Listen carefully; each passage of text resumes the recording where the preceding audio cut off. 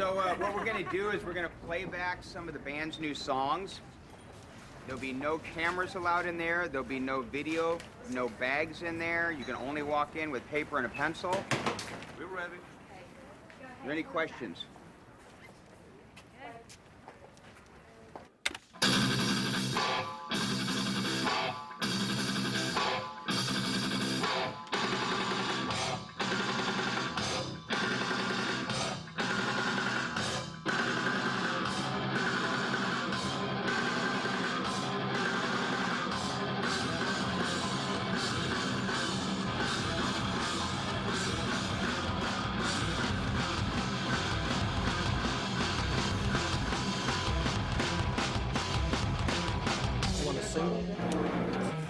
Camera over here.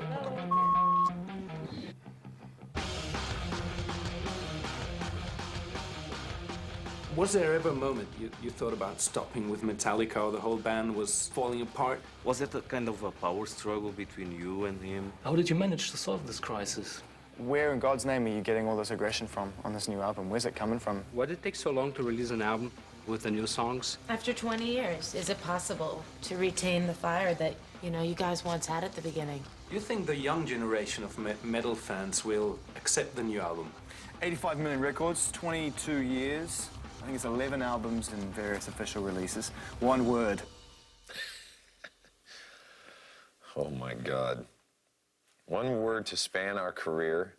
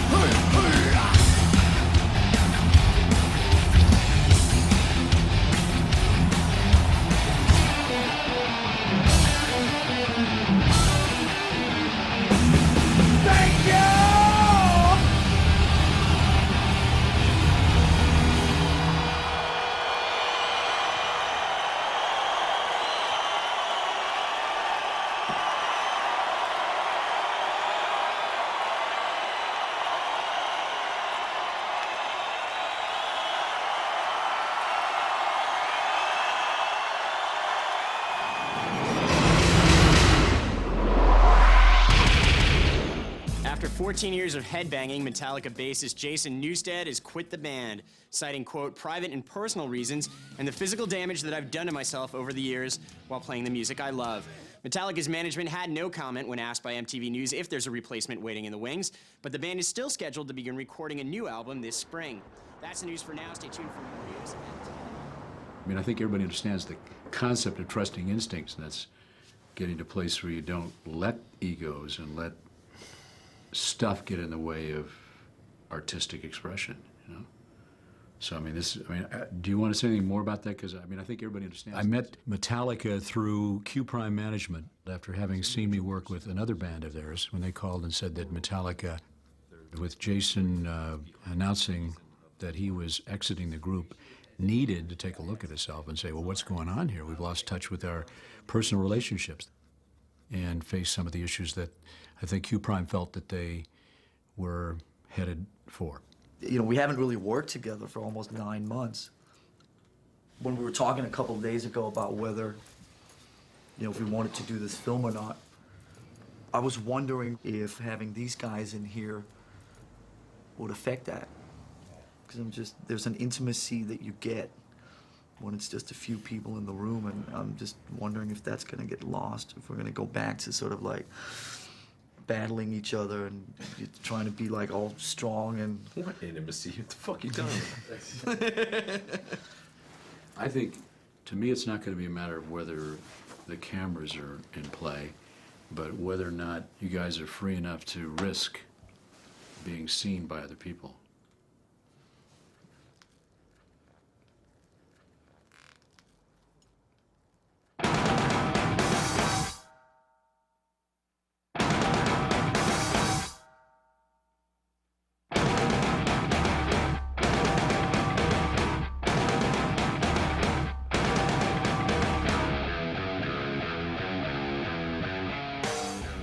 We're here in the Presidio in San Francisco, and this is going to be the location where Metallica is going to start recording their next album.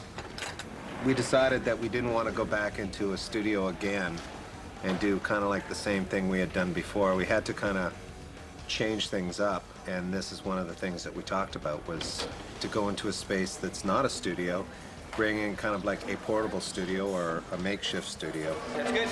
And basically make the situation uncomfortable. You know, don't buy new furniture, don't paint the walls, don't do anything. Just keep it Spartan, keep it crude. They're such a success that you can get comfortable. I don't think they want to be comfortable. Well, there's definitely a vibe in here. They got a lot of attitude, and I think they want it to come out on this next album. How did you approach this record differently? I mean, did you talk about things? Did you have ideas, keywords, things like that you wanted to put across before you actually started putting the whole thing together? Well, ego was a big one. Coming in here and not bringing a riff, not bringing a song, not bringing a title, nothing. Me and James did not meet somewhere else and come in here with material, with songs, with music. This time, we all got in a room and just started playing, and that's how we wrote songs.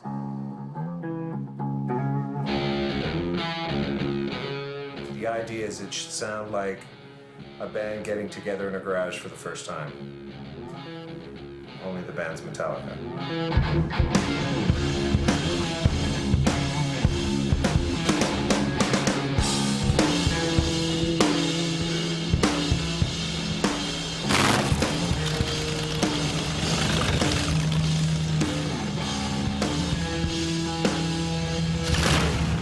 I really like going fast.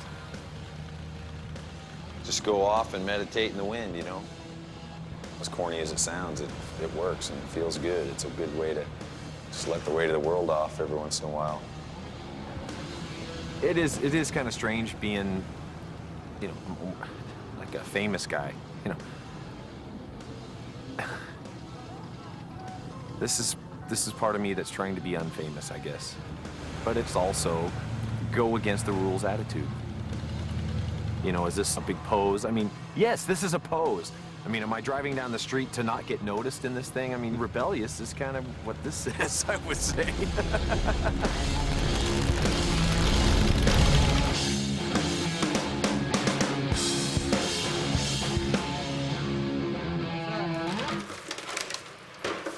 you got a plug in here? Wait. So what exactly are you doing? Well, you'll just hold it above the Oh, okay. I got you. Yeah!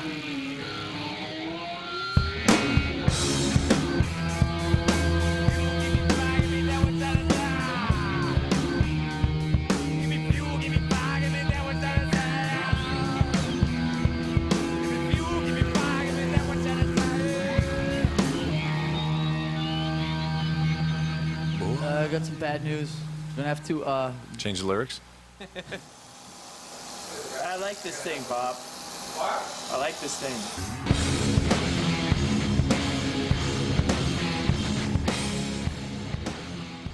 I used to kid myself that art was my great escape away from music. And I think I've become increasingly aware that my interest in art, music, and Metallica is not separate from anything. You know, where does he feel that there's enough of that kind of gold thing? How come there isn't another 20 strokes up in that black area up there with what's kind of bare? Where are the starting points and where are the end points, if you know what I mean?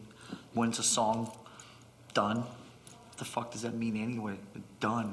When's a record done? Do you know, where does a record start? Where does it end? Where does the process start? Where does the process end? All that type of stuff, do you know what I mean? It's really interesting. Yes, sweetie?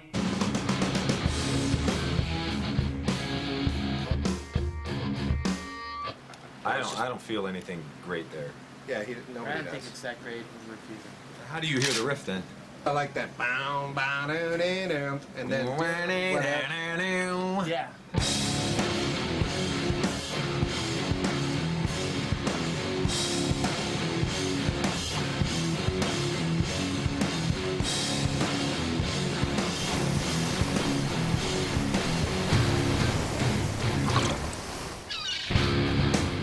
In 9 days, it'll be my 2-year anniversary of surfing. It's taken the place of a lot of bad things in my life. So I basically stopped doing the drugs that I was doing and cut way back on my drinking. You can't surf when you're hungover. You can't surf if you've been up all night.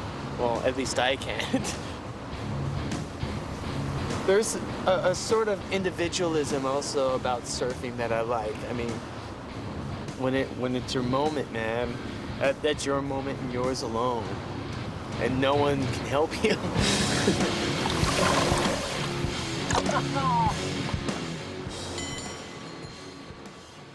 For all intents and purposes, we go into this record completely equal.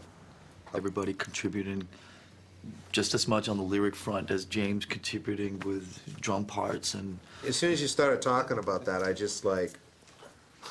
Yeah. You flashback now? Well... You want to hear it with vocals?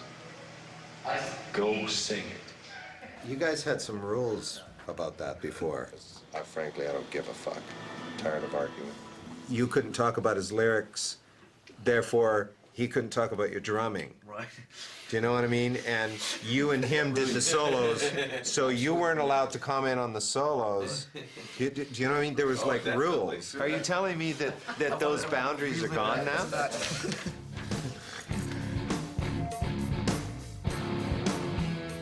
In the past, what we did was started with a bunch of ideas existing on tape from everybody. Then me and James would sit down and turn those ideas into songs. And then we would tell the rest of the band what to play and when to play and how to play it. There was never any just other ways of doing it. You know, it's a whole new thing for me. You know, writing in front of everybody. Because I've always just gone into my own head and wrote stuff down instead of taking things from outside and putting them down. The way I was thinking is, it's like, these are the hands that da-da-da-da, this is the face that da-da-da-da. So it's like... Building a Frankenstein or something? Yeah, pretty much. Building what? This is the top of my head that's flat. This is my balls. We're on the same stream of consciousness here. We're just all working on the same creative wavelength, and it's inspiring for me. Now I can further express myself with these lyrics now that, you know, James has opened that door for Lars and I. This is clay, right? Yeah. Clam? Clay. Okay, these hands finger the clam. These are the eyes that can't see through me. This is the tongue that speaks on the inside. Make sure you really, like, spit, can't see me. These are the eyes that can't see me. These are the eyes that can't see me. These are the hands that drop your trust. This is a... Yeah. This is the eye. Yeah. This is the eyes that can't see me. This is the hands that drop your trust. These are the boots that kick you around. This is the voice of silence no more. What is this about? Well, I mean, when I said Frankenstein, it's not that far off. You're talking about pieces of things. Some kind of monster. Some kind of monster? You know? Some kind of monster. It is. You know what I mean? I like that. Some kind of monster. Some kind of monster. The monster lives. We come now to create our album of life. Throughout our individual and collective journeys, sometimes through pain and conflict, we've discovered the true meaning of family. As we accomplish ultimate togetherness, we become healers of ourselves and the countless who embrace us and our message. We have learned and we understand. Now we must share. So that's just Mission statement. A what statement? Mission statement. Mission? Yeah, a mission. It's like, you know, it sets a goal, so you just can like just always be reminded of, you know what the ultimate goal is. All right. It's my world, you can't have it. It's my world, you can't have it. It's my world, you can't have it. It's my world, my world, my world, you can't have it.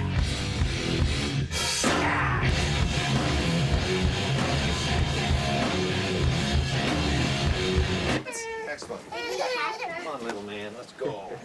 Skylar, do you want your purse? Daddy, come. Come, Daddy, come, Daddy. I don't know how you guys feel, but it's really awesome what we're doing. The four of us can just go in a fucking room and roll that kind of shit out of our sleeves. Pull it out of thin air, man. It's so exciting because that has just never happened before. I couldn't get to sleep last night because I was still wired from it all.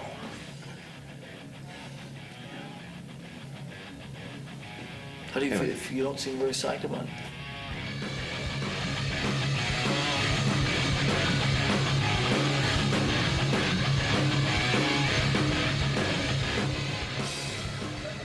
What the hell?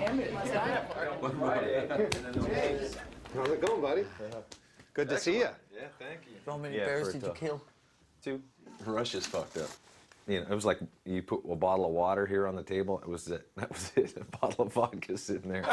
Did you drink vodka? Hell yeah. You did? What else is there to drink? As soon as you got there, it was like, Nostrovia. You know? Nostrovia. That's a pretty big bear. Is bear edible? They were no good to eat. That freaked me out when they didn't take any meat. You know, they have been hibernating for 3 months, so they haven't pissed or shit or nothing. Oh, so they're toxic. Yeah. To the wild. 3rd day, I killed my bear, and I was just in camp for the rest of the time. It's like, oh my God. I didn't Worked on lyrics? Yeah, actually did. That was a lot of time, man. A lot of time. I worked on lyrics inside I the drank vodka and worked on lyrics. Temptation wreck my head. Temptation make you dead. Temptation sucks my soul. Temptation fill no hole.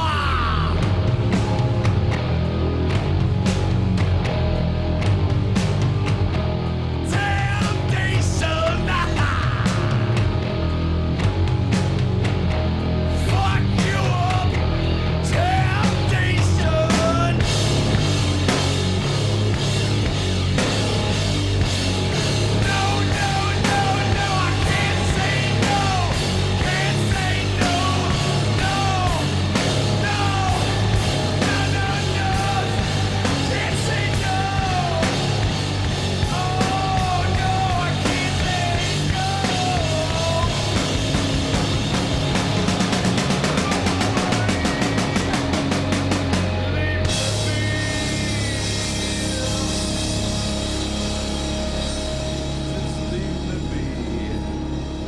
So, what were the reactions you got from those close? I mean, how did the family react? I don't know, sometimes I'm a real ass about it and just coming and saying, you know, oh, by the way, I'm going to Russia for 2 weeks right here, you know, and what? You know, right. Yeah, I'm getting better at that, you know, and because that was the most I missed my family ever, you know. Right. And it was, you know, Castor's first birthday I missed. Right. And it was, well, of course, we had a little vodka to Castor, you know, did a little shot for him and everything. But I would have loved to have been able to get a hold of home. Who's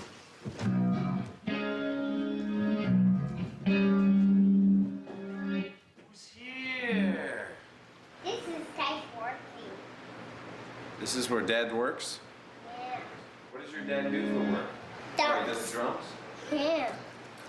Let me pin down.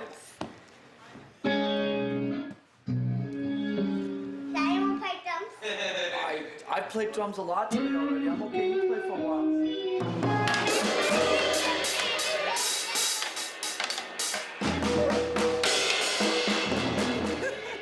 Those guys, It's very good. you know, their plate is filled with many, many things, and music is just one of the things. Say bye, James. Bye, James. Bye, buddy. I chose not to have children and do those kind of things. My music, that's my children, you know. But since I decided to do it with music, and that's what I have to fill my time with.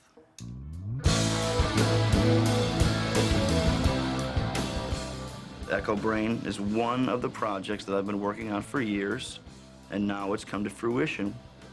And then when it comes to a time where my main cat, James, tells me that basically he couldn't be in a band with me if I took this other project to this level. And after 15 years of working together and going buses and, you know, the stories, man, there was no way that this thing that I was doing could affect the monster of Metallica. I just don't see how it could. And so in saying things like that, I couldn't accept that kind of limited acceptance. I also know that this relationship is not over. You know, it'll come around again at some point. You guys will make contact. At that time, the managers suggested that we have a psychotherapist come in, a man that meets with pro ball teams, you know, big ego, big dollar guys that can't get along but have to make some kind of entity flow so everybody else and everybody can make the money. And I actually said, I think, that this is really fucking lame and weak. That we cannot get together, us. Look, the biggest heavy band of all time, and the things we've been through and decisions we've made about squillions of dollars and squillions of people. I mean, and this, we can't get over this. Was it more than just the Echo Brain thing? Because that's like, you know, what has been discussed. He felt like he wasn't free enough to do what he needed to do, since he wasn't getting his creativity out enough in Metallica. He needed to get it out somewhere else, and I totally understand that now. And on my side of that was, I didn't want him to enjoy that more than Metallica. I didn't want anyone to leave Metallica. I didn't want to feel that we weren't enough or something like that. And it was through my, I guess, the way I learned how to love things was just to choke them to death. You know, don't go anywhere, don't leave, you know, you have to stay here.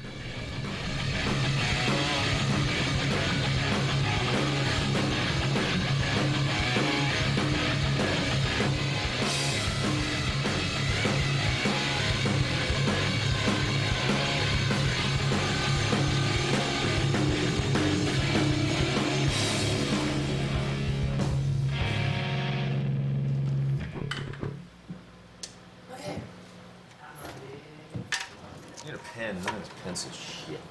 Check it out, man. You can't even fucking spell it right. Metallica. We've only been together 20 years.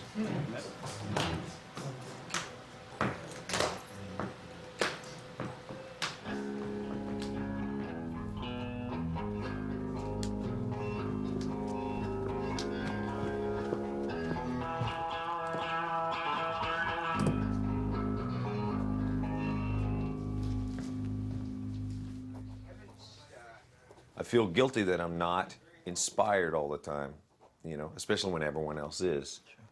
It's like, okay, we kind of get to the point where the song is looped twice in the Pro Tools, and I know Bob's gonna hit me up for some kind of lyric ideas. Oh, shit.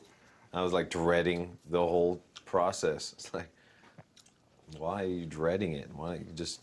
Were you dreading it because of what? And let's get to the fear. Well, because I didn't have anything, or... And so if you didn't have anything... Wasn't inspired enough to have something, or and if letting you didn't down have the anything? team, or some vibe like that. 1, 2, 3, 5.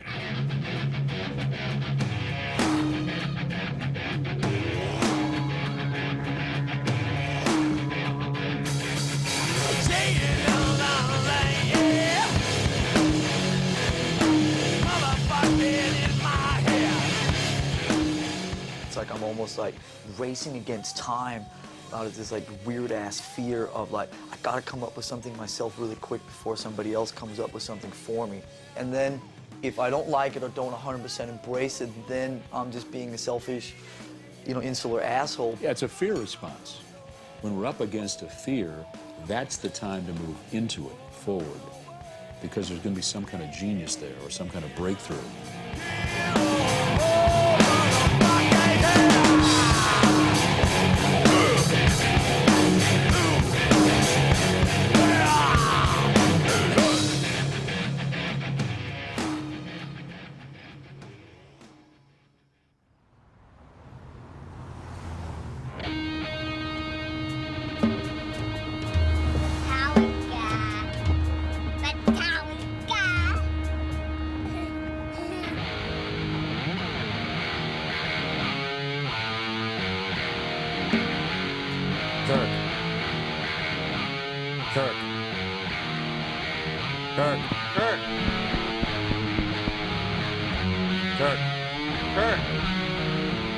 Kirk!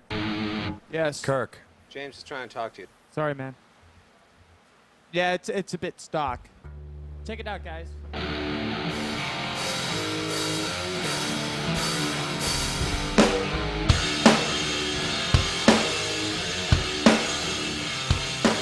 don't know how you feel.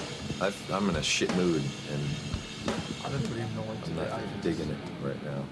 Even last night, I gotta tell you, everybody kind of looked, I hate to tell you, looked pretty burnt. I agree. And if we don't start earlier and end earlier, I'm not gonna be in a good mood for the rest of the shit, you know?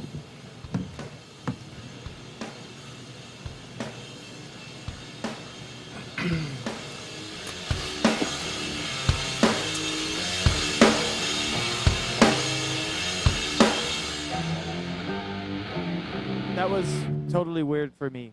You hear that, Bob? Why don't you try getting a more solid beat? Regular?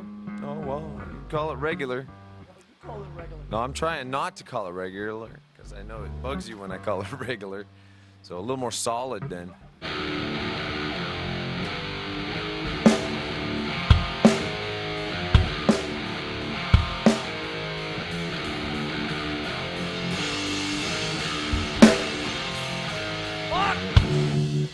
Maybe we should talk about next week. Well, all next week is therapy. Yeah. Do we have to do that? Can we sax Phil? I mean, we gotta find a balance to not, you know, the Phil stuff's important, and I hope we all feel that that's an investment in the music. It's an important part of the record.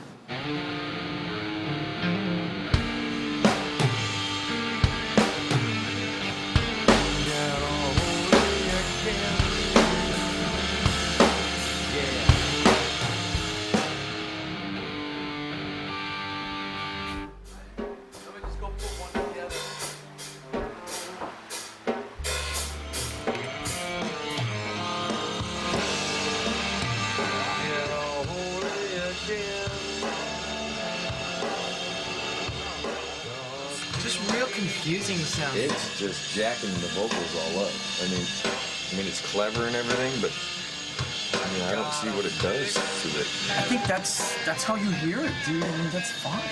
I'm just trying to do something different. I mean, I'm used to having the drummer do the beat part.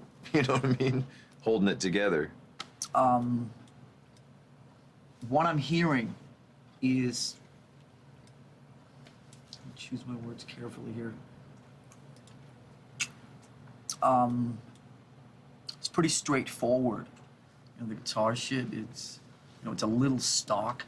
So I started trying to introduce some kind of edge to it from the drums. Those things we throw out to each other are complete bullshit. You know? It sounds too stock. It sounds too normal to me. That, I mean, You know what I mean? You're saying this shit so you can get your point across about doing a drum beat. I mean, you know, it doesn't hold any water. To you. It doesn't. I think it's fucking stock. Which part of that is unclear to you? I think it sounds stock to my ears. I mean, you want me to write it down?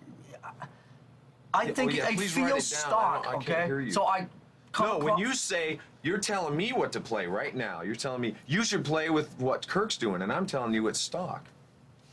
Dude, fine. You know what, guys? Why don't we just go in there and just hammer it out, all right? Instead of hammering on each other. I mean, we're in shit moods, and we're not going to get anything All you want to done do is here pick a today. fucking fight, and... I don't want to pick a fight. This is so silly. You're just sitting there going, I'm in a really pissy mood, and... And I fucking told you straight up that I was. Right. And what are you trying to do? I'm not trying to do fucking shit. You're just sitting here being a complete dick. You're really helping matters. You're really good at that. I was straight up with you, and I told you I'm in a shit mood, and what have you been doing? Fucking picking at me all night. Come on, guys. We got better things to do. All right? Yeah, I do. I do.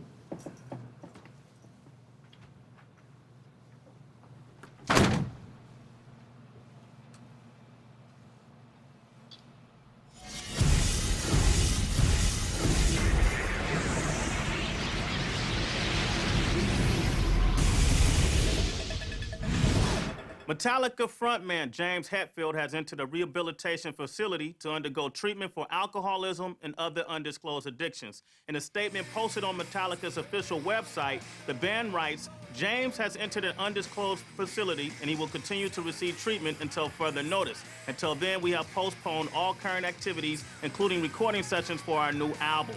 Metallica, whose hard partying ways earned them the nickname Alcoholica, have been working on their follow-up to the 1998 double disc collection of covers.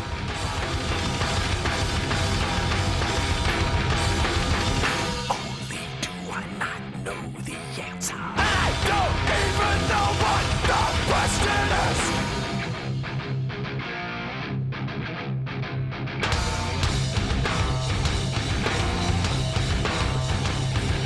God, it feels like it only rains on me.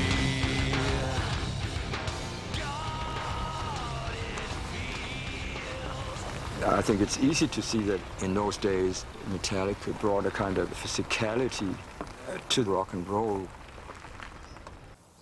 Let's say the Beatles, the Rolling Stones, you know, and all of that inspired some of the British rock music that then developed after that. And let's say the metal music and Led Zeppelin and Black Sabbath and all of that. And then out of that again, then let's say then came Lars and all of that and being.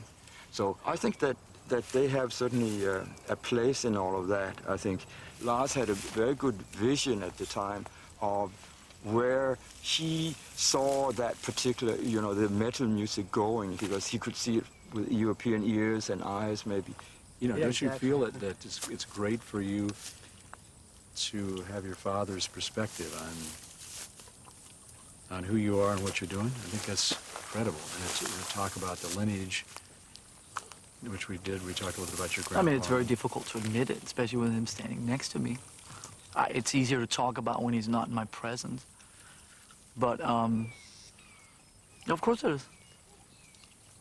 What would you say in private? To who? To anybody, without him here. Say it. I mean, what would it be? Well, I've already said it to you countless times. Well, have you said it to him? What is it that you brought it up? I didn't bring it up. What is it you feel you've said that you're not saying now? I think maybe in some ways some of the to me that's fear of status quo comes a little bit from this direction over here. I think that I mean, there's nothing worse than when I have to go to him and play the new record and know there's something on there that sucks, and he can see right through that in 2.5 seconds flat.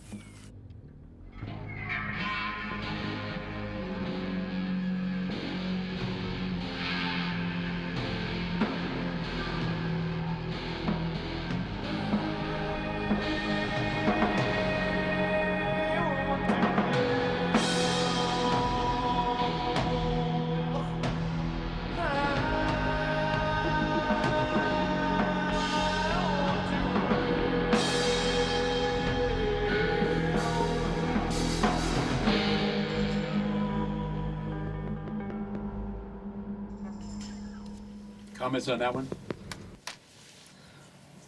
I would say, you know, if you said, if you were our advisor, what would you say? Then I would say, delete that. You know? I mean, I don't know for you guys. For me, it doesn't cut it, you know. But Interesting. I mean, it's interesting, you know, now. Yeah. I mean, other than the people involved here, Yeah. the only other people who've heard any of this music is Cliff Bernstein. Yeah. And Cliff Bernstein heard that, he thought that should open the record. Yeah. I mean, that could well be. But I'm pretty sure that I really don't think so. You know, I really don't think so. Right. For me, that doesn't sound right or something, you know. Unless I'm a guy that's kind of shouting in some kind of echo chamber.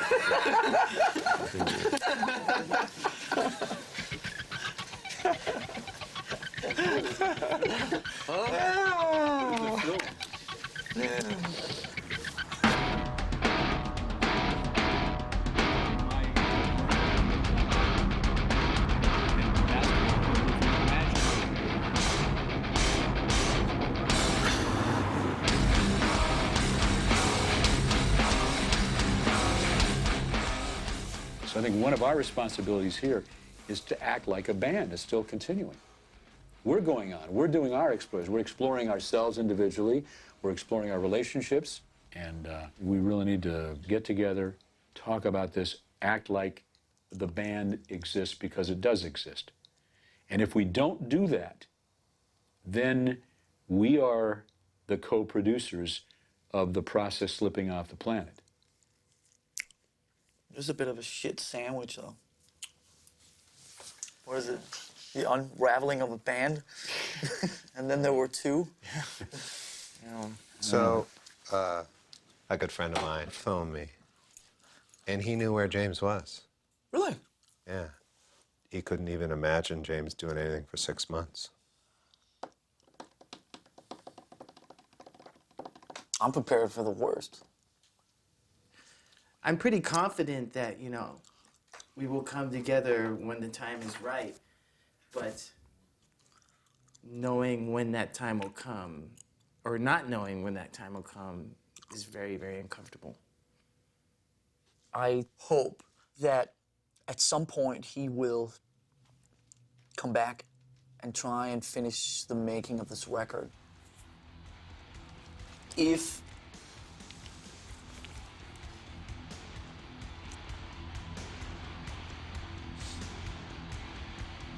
he walked away from Metallica, I'm not sure that it would surprise me.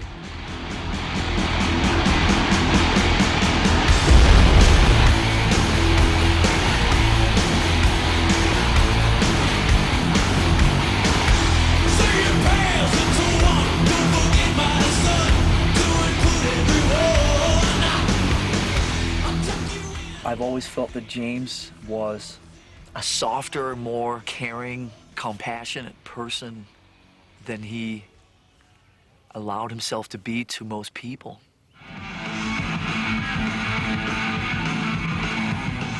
I can remember from the Dave Mustaine days, I mean, when him and Dave Mustaine, these guys, they started like right away with their big, you know, chests beating and their mannerisms, and the whole thing was very much about this kind of like macho, and it was just like, I couldn't deal with that stuff. And I mean, looking back on it, I mean, what was that, 18, 19 years ago? I mean, I just felt so alienated because it was just so far removed from the upbringing that I come from.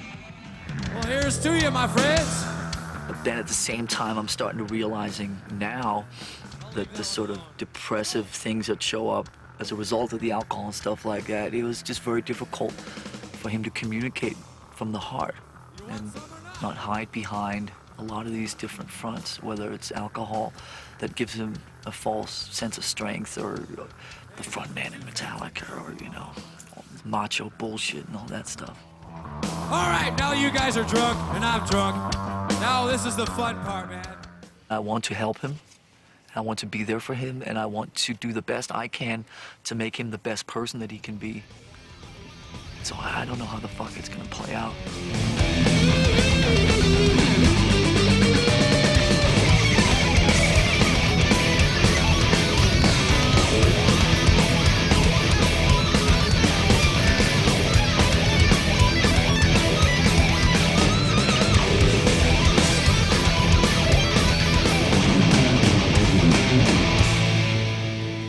It's really healthy for me to be here without any pressure or anything related to the band or anyone who would remind me of the band and recognize what's real. Our sessions with Phil really stirred up a lot of things in James that he felt that he needed to address. Mentally, it's really taken its toll on myself, you know, 'cause I'm very worried about him. And, you know, whenever you check yourself into rehab, they don't focus on, you know, the fact that you're an alcoholic. They go much deeper, you know. I mean, they go way deep. They crack you open and then spill you out and examine all the things that are on the table. I've spoken to him a few times, and, you know, I know he's having a rough trip. No matter how bad it gets, eventually things seem to sort themselves out, sooner or later. Whether it's good or bad, they sort themselves out. I watched people around the world say what a great guitar player Kirk is and what a piece of shit I am, and that I got kicked out of Metallica and that I wasn't good enough for them and that I was a loser. And I've had to deal with that for almost 20 years. And it's a dreadful experience. It's been hard, Lars. It's been hard to watch everything that you guys do and you touch turn to gold, and everything I do fucking backfire. And I'm sure there's a lot of people that they would consider my backfire a complete success. You know, and am I happy being number 2? No. You know, you're just now encountering something I've been going through 13, 14 years. I've never had a chance to be able to tell you without talking to Lars, the guy in Metallica. I've never talked to my little Danish friend again. You know?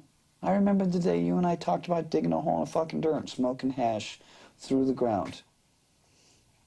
That to me is the stuff that's like, you know? And we've never had very many moments like that. Do I feel some guilt? Yes, I do.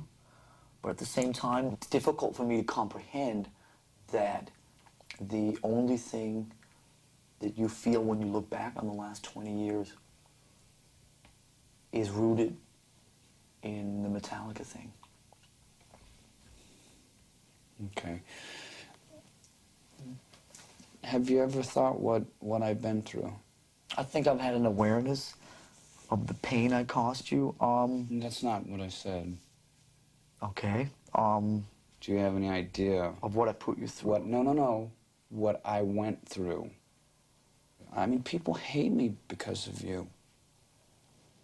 You know, I walk down the street and I hear some piece of shit say, Metallica at me, and they do that to taunt me. I mean, when I would hear Metallica on the radio, I would be like, God, I have to turn this off because I just keep thinking, I fucked up. Right. I've been waiting for this day for a long time. You know, and by no means is it done because somebody else very important is not here. Right. Do I wish it was 1982 all over again and you guys woke me up and say, hey, Dave, you know what? You need to go to AA? Yeah.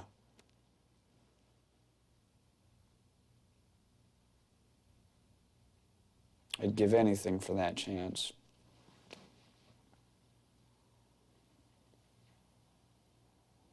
Is there any last words you want to say to everybody out there? Metal up your ass! Okay, thank you. This is Donna Davis, and this is Metallica.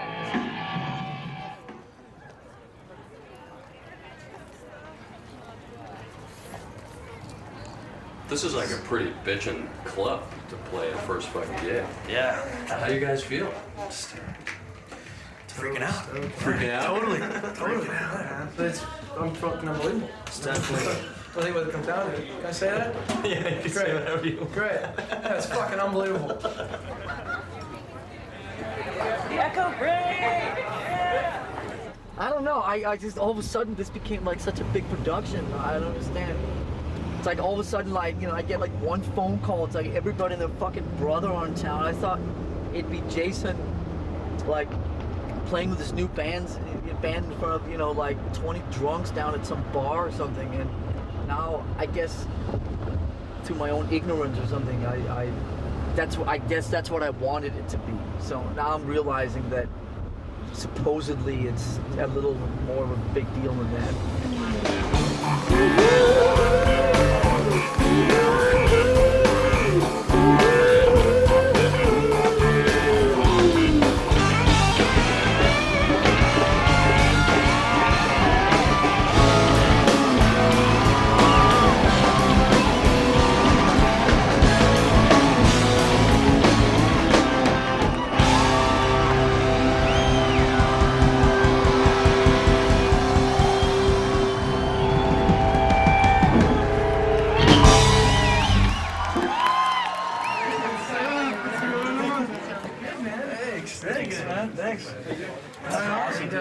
Awesome. Nice to meet you. Great to meet you. Where's Jack? Yeah, Jace? I don't know. Dude, I think I'm back. I think he already fucking bailed. He went back to Really? Nice. Wow. Go back to say hey, and he's like fucking gone. Elvis has left the building. There's Zach. Hey, Zach. See, he's even blowing me off. Jason blows me off. Zach blows me off. How quick we become yesterday. Yeah, no kidding. See, there's a guy in an Echo Brain t-shirt. Yeah, that's Steve over there. He works at the studio with us. Well, he is. Really? Yeah. I remember that guy. Huh? I remember that guy. He worked at the studio. Which guy? Over there? The guy in the red shorts? No, the guy in the black that's walking across right now. Really? Kessel. Todd, he works at the studio too, doesn't he? Who? Todd over there? I'm sure they're all here, Bob. I mean, the only two people in the Bay Area not working for him is me and you. Hetfield's gonna freak. Oh, fucking hell. This whole gig has brought all this on, hasn't it? Yes, it has. You really It's want made to me come feel clean. Made me feel like such a loser. I mean, I can't hold my band together. You know, I start records, I don't finish them. Ugh.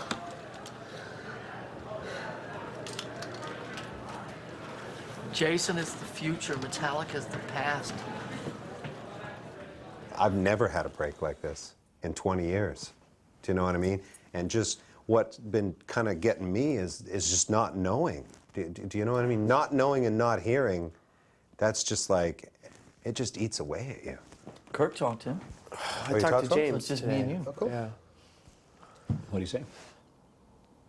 He basically said that, you know, his family's the priority right now, and he needs time to work on his family before he can reach out to his other family, being us, and that he loves us, and he just needs for us to understand that he needs time. And he also went on about how difficult it was talking to you about it because he felt pressured. And, you know, he spoke about how you always need to be in control of the situation or in control of the schedule or whatever. And he said that this is a time he needs complete control of his situation.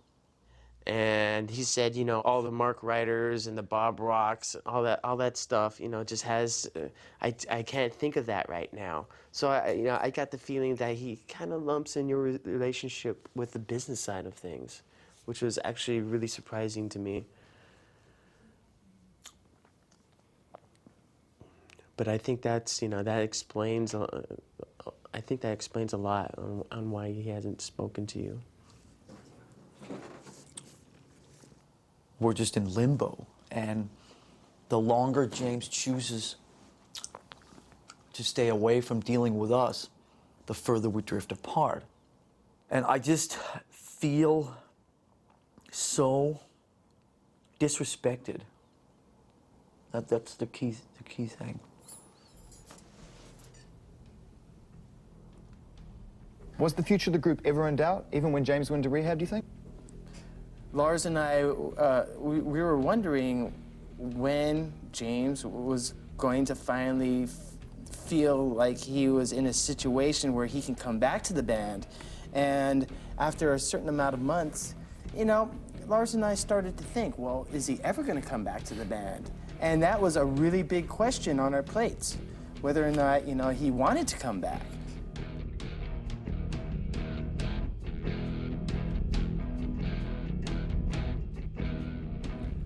James wrote something in the new issue of our magazine, So What?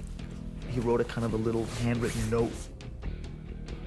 That note was probably the most heartfelt thing I'd ever seen come from his mind.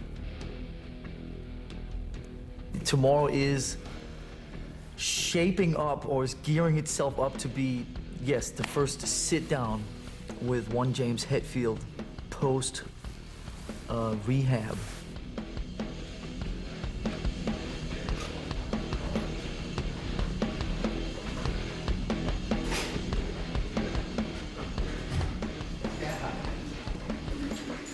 Yeah, why are we filming this? I don't know.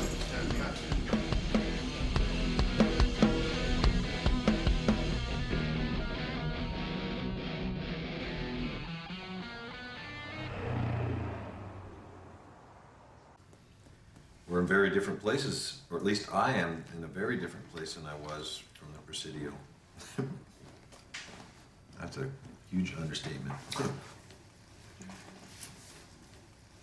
So we just have to find that if, you know, if the movie will be as intense, you know.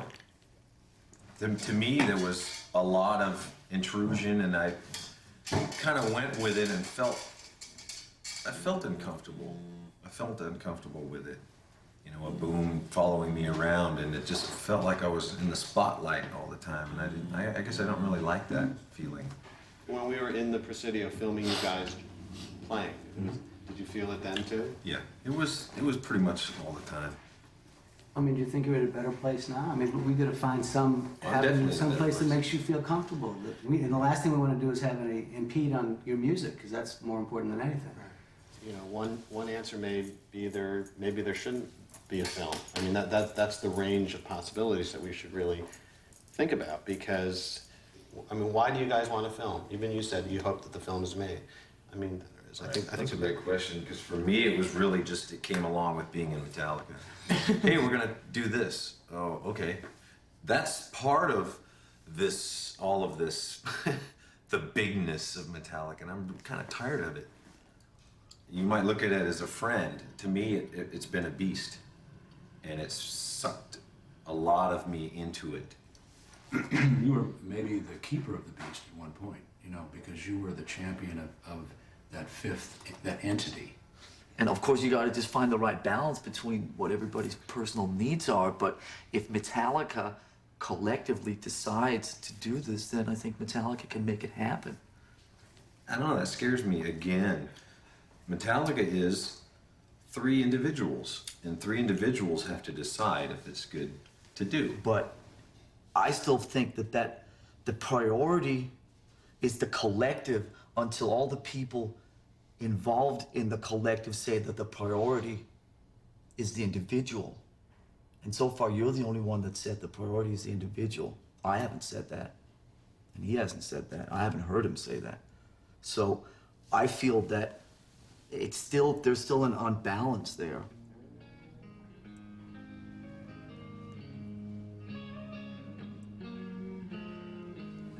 We met for like maybe, I don't know, 6 or 8 weeks before we actually picked up the project again. That was when we came in, and it was the first time we actually used this studio, HQ. Anyway, here we are, HQ. Right on, well, we're here. Cameras are here. And my friend the Boom is here. Hovering. Yeah. Cool. You want me to play the music? Yeah, let's do it. I'll put the big speakers on. I was afraid to pick up a guitar, in fear for what would happen. Would I not like it? Would I love it? Would I not be able to write anything cool? Would I write just recovery stuff? James, it was probably the best sound I've ever heard in my life was the fact that you were playing guitar in here. Exactly. Oh, brother. Play a riff.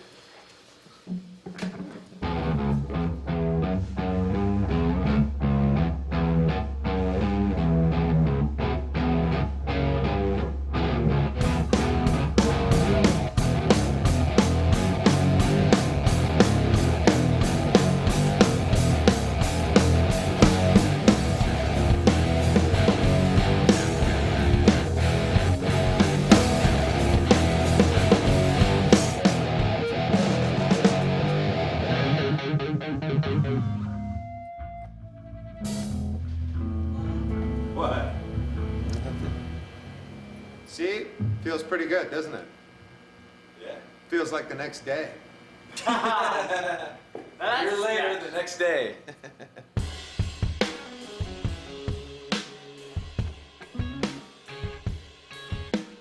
It's gonna be interesting working out on the schedule because we really haven't. It's gonna be great. And kind of the overview is, you know, the less time we have here, the more productive we'll be, in a way, you know? It's like we're more focused on getting the stuff done. That all sounds really good. Okay. I think I was gonna Now ask let's if you were gonna revisit in a week. So, I think that don't talk it, walk it. At some point, we are going to have to work a little harder. Yes. You know, when that What feels do you right. mean? What does that mean? What does that mean? Yeah. When you say harder, does that mean more hours? You know, if we can go deep real quick, be intense. You know, I spoke up because what does that mean? We have to, you know, do 8 hours now, and I got fearful right then. That's okay. Yeah. I mean, it's like, yeah. To do 8 hours? No.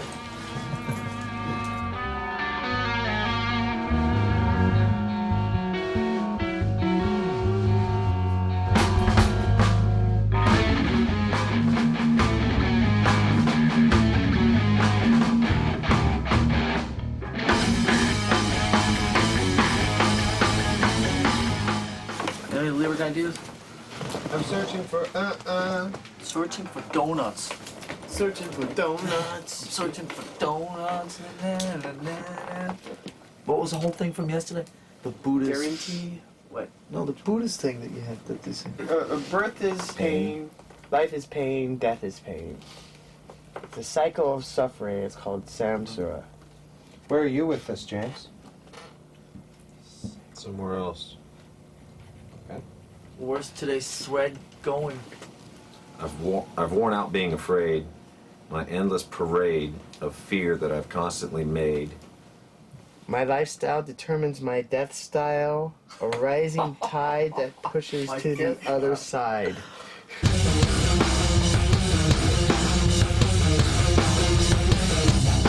I've worn out being afraid, endless parade of fear that I've constantly made. It's frantic tick, tick, tick tock, I gladly trade. Do I need to know the answer where I be laid? I can't find it. It doesn't work. You did one great thing. You went, Yay. You did this one syncopated thing. Do the whole verse like that. Worn out always being afraid, an endless stream of fear that I've made. Frantic tick, tick, tock, I gladly trade. It's weird, you know? No, but the second time you felt really comfortable with it. Right. Oh, by the way, it's 3:45. I gotta get rolling, guys. Sorry.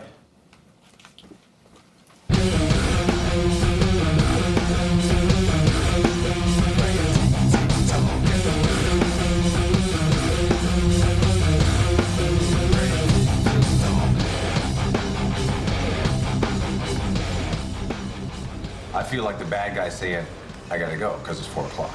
If we all know, and we all do know, that 4 o'clock is kind of the stop time, then, I don't know, then I won't feel like the heel here saying, I gotta go eat dinner with my kids, you know? Because I have a feeling, you know, I'm gonna walk out of here and you guys are gonna go in there and listen to this stuff, and it's like, that's not right. That's not.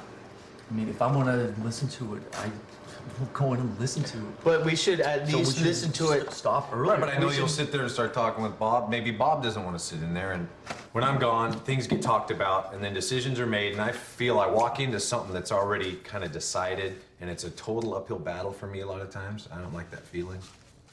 Well, that's like just like the last 15 years. Yeah. For me.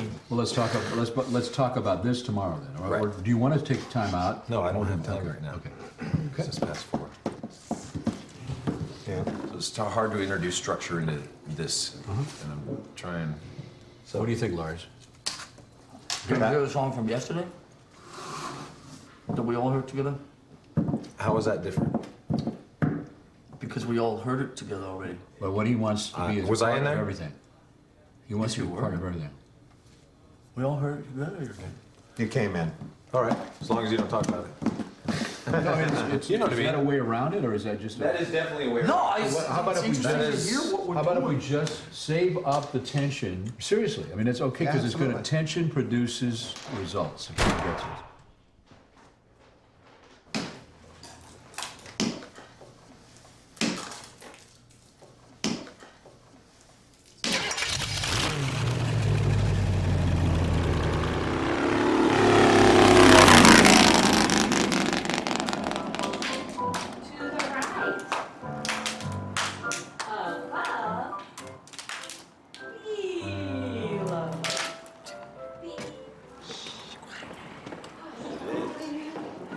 I'm excited to see what you learned here. Go up and back, up and freeze. What is this called?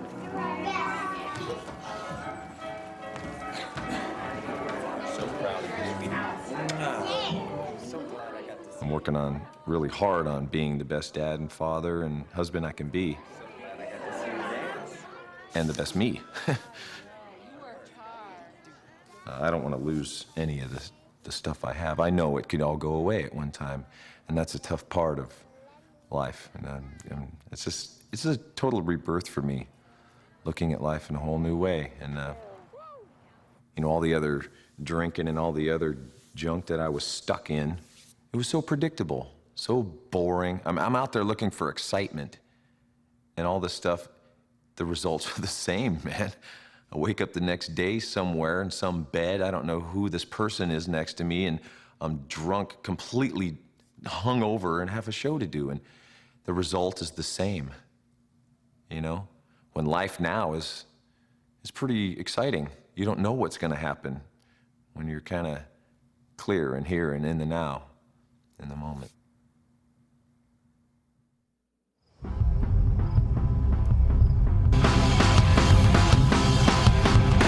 My lifestyle determines my death style. A rising tide that pushes to the other side. My lifestyle determines my death style. A rising tide that pushes to the other side.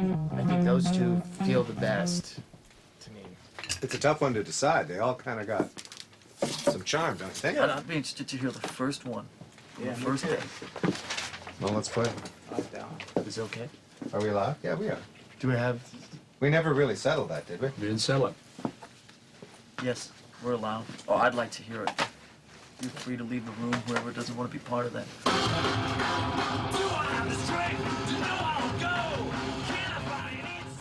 I felt like it was an agreement. We're gonna work from 12 to 4, and then we would not work.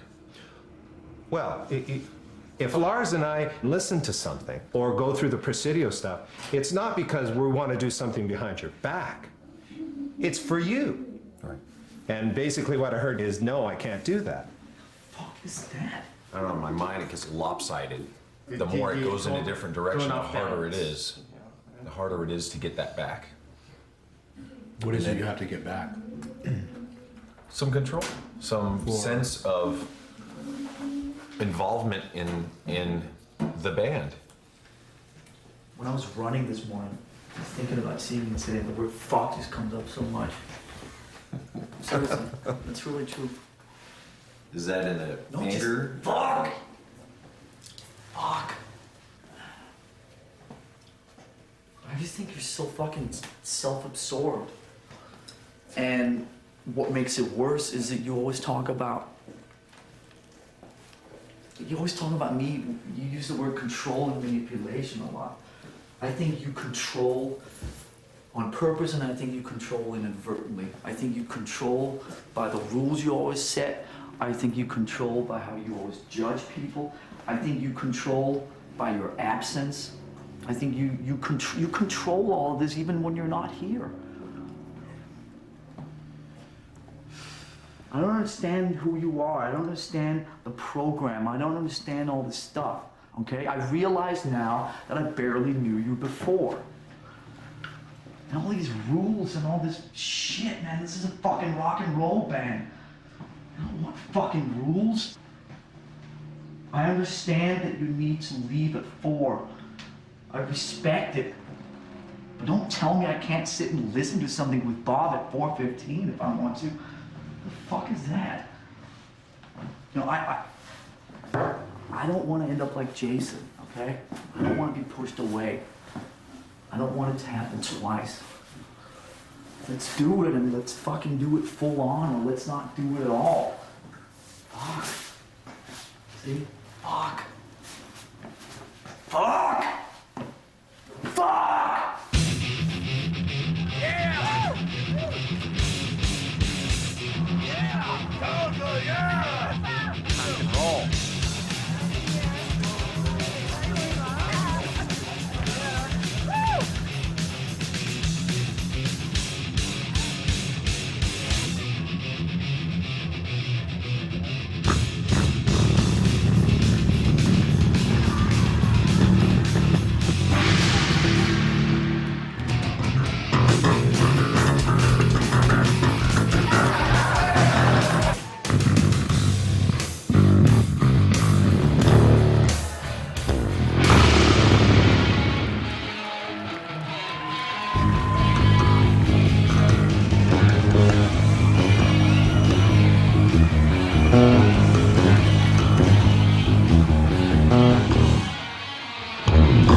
Let's hear it for Elena!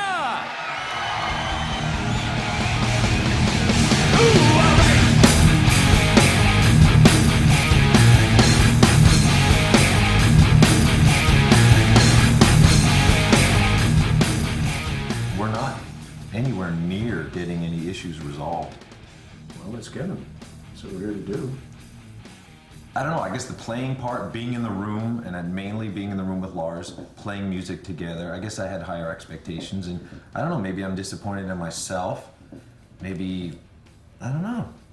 Want to talk about that? I mean, what does that mean? I'm not enjoying being in the room with you playing.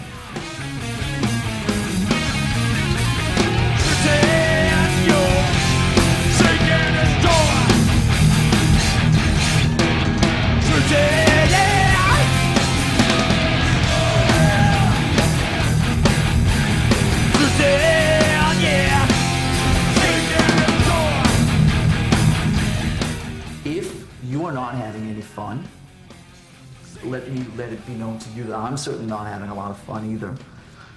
But I am not interested in playing music with you if you're not happy in there. I just don't want to become a fucking parody. Okay, so if you're not happy playing music with me,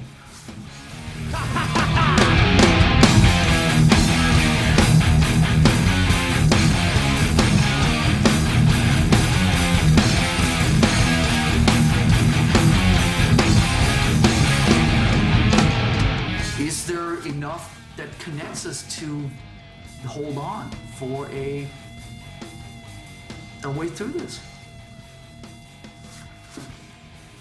I don't know. There were moments where I really doubt it. Really doubt it. I'm glad you said that. Because I really, deep down, feel sometimes that it's just, there's just some empty, just an ugly feeling inside. Just How much work are we gonna put into this?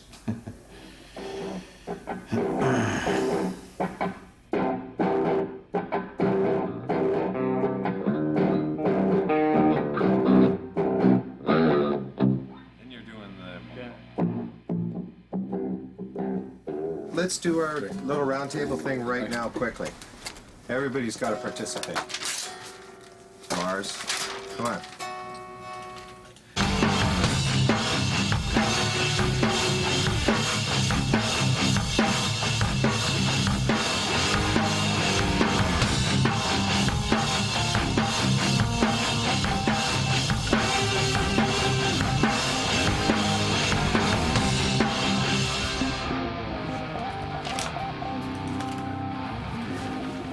Hey, Castor, why don't you look at all of the boys, or the men, I should say, and say bye to everybody.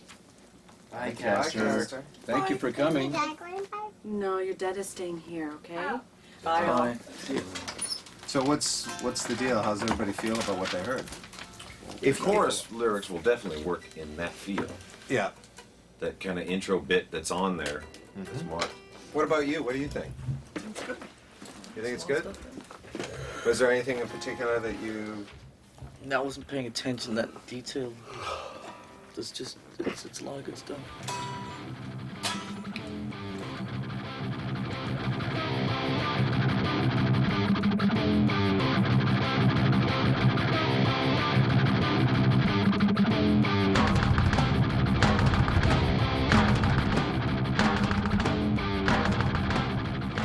I can take you back when me and him were alone in my room in 1981, listening to new wave British heavy metal singles. As soon as there was somebody else in the room, it just became this, like, it just had a very different energy to it. That was usable? Yeah. That's a fucking bitch. Let's do another version of it, okay? The first time I got a real awareness of it was when Mustaine came into the picture.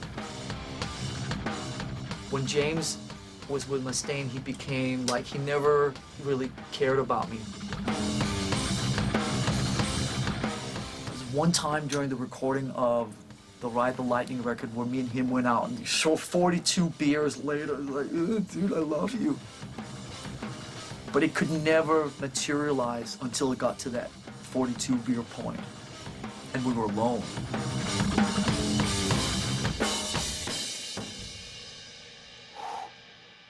That was good. And sure I don't have to play it again? Yeah, I'm sure. It's good practice, though. For what? The road. When? Couple years.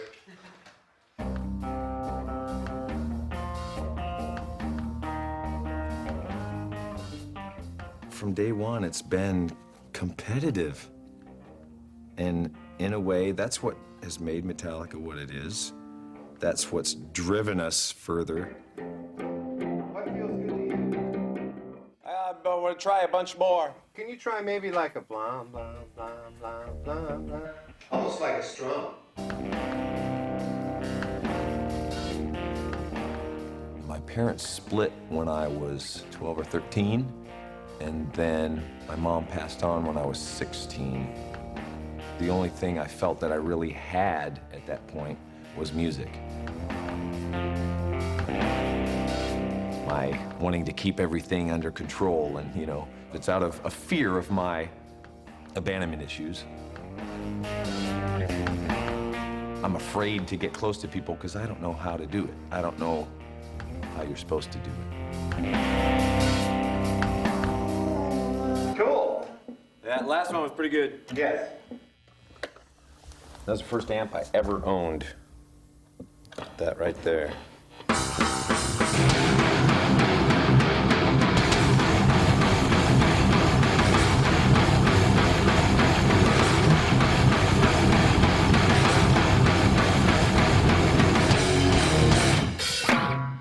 I think we have it.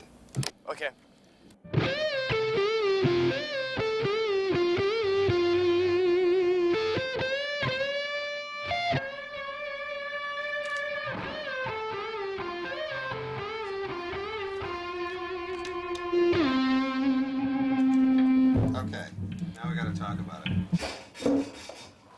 started talking about the idea of the guitar solo as we have known it, maybe being something that was a little outdated and maybe reintroducing some riff-a-rama things. But can I say something that I think is bullshit? This whole fucking solo out, dates the whole thing. That's so bullshit. If you don't put a guitar solo in one of these songs, that dates it to this period, and that cements it to a trend that's happening in music right now. I think that's stupid, and I think it's totally I know trendy. That's not what I said. It's always been about like where could it go that's kind of new and interesting instead of just repeating something from the past. I'm not interested in playing traditional guitar solos anymore. It's just, for me, You've told me that. It's just boring. To me, if you can add a color to the song that satisfies you and works for the song, then that's what we should do. But I don't want to get in the position where it's like we put something down on the tape to satisfy your ego, my ego, Lars's ego, or James's ego. I think it should serve what's going down. Like in other words, there shouldn't be like a rule of no solos. There shouldn't be a rule of solos. It should be. And I agree. I mean, it really is, to me, all about serving the song. And, I feel much better about that because, I just don't want to follow certain trends that I see other bands following. We don't necessarily have to stick to our traditional way, but we also don't have to follow that trend.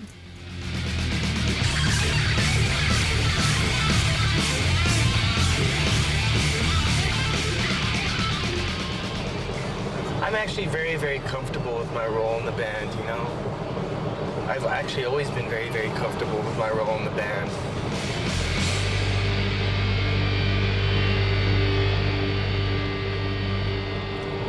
I'm not a really egotistical person. In fact, I've spent a large amount of my time trying to downplay my ego and get it even smaller and smaller. That's part of my beliefs. I try to be an example of being egoless to the other guys.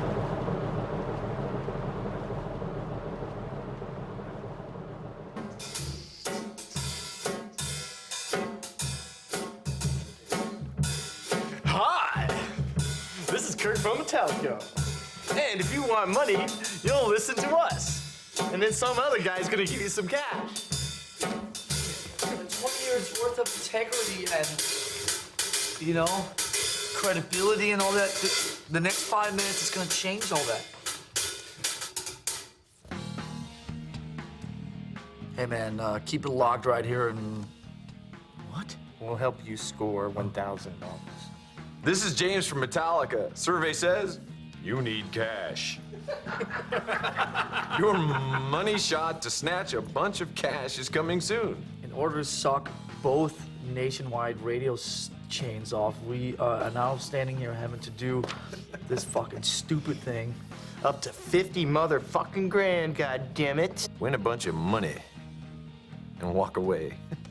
This is stupid! Sharpen that booger-picking finger and be the 50th. Hey, it's Lars from Metallica here. I'm about to stick 50 grand up your ass. $1 at a time. I was telling Lars last night, that was hard for me to see you guys squirm like you were. Yeah. Because I wanted to say anything, and it's not my place to say anything.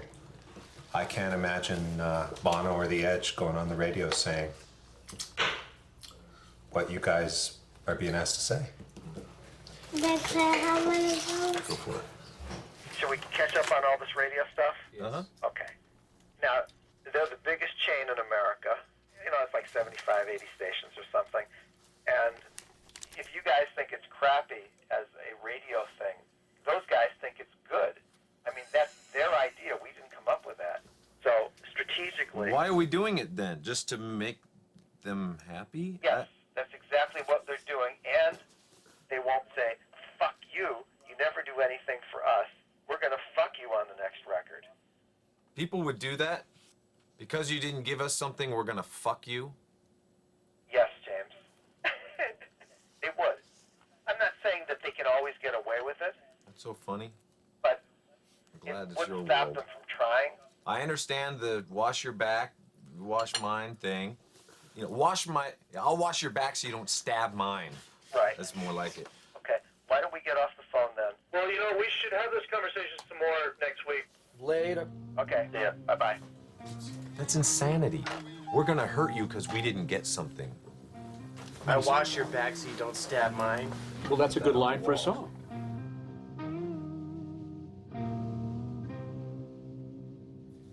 I guess I just want something to rhyme with mine right now. Wash your back so you won't. Wash your back so you won't stab mine. Step on a landmine. Keep you in my back pocket. Blind leading the blind. I'll rip out your fucking spine. Okay.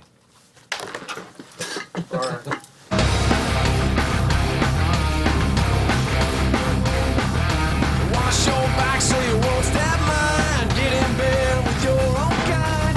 Wash your back so you won't stab mine. Get in bed with your own kind. I was just wondering if Are you pulling my mic? That was really good. It was. Really good. Let's go to the other Stop part. reading. Landmine. No landmines. No landmines. Hot lobster. Wash your back so you won't stab mine. Get in bed with your own kind.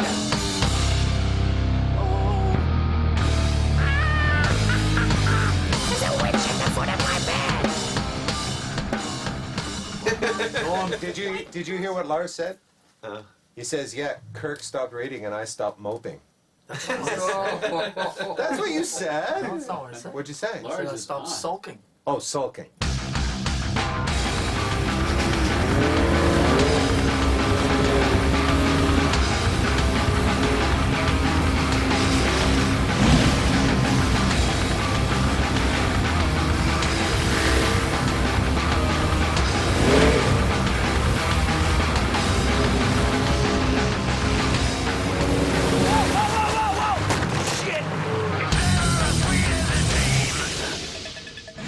In the 11 months since he's parted company with Metallica, ex-bassist Jason Newsted has been apparently more musically active than his former bandmates.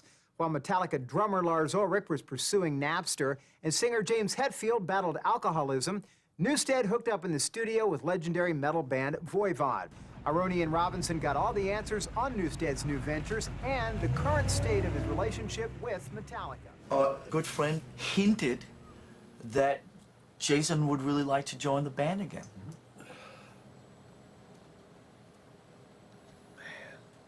I popped his little bubble for a second, or I don't know, man. I'll be quite honest. I think the heart and soul of Metallica from this point on, and has been for a while, since Cliff died, is the three of you guys. I think you will never, ever, ever find a permanent bass player. My opinion.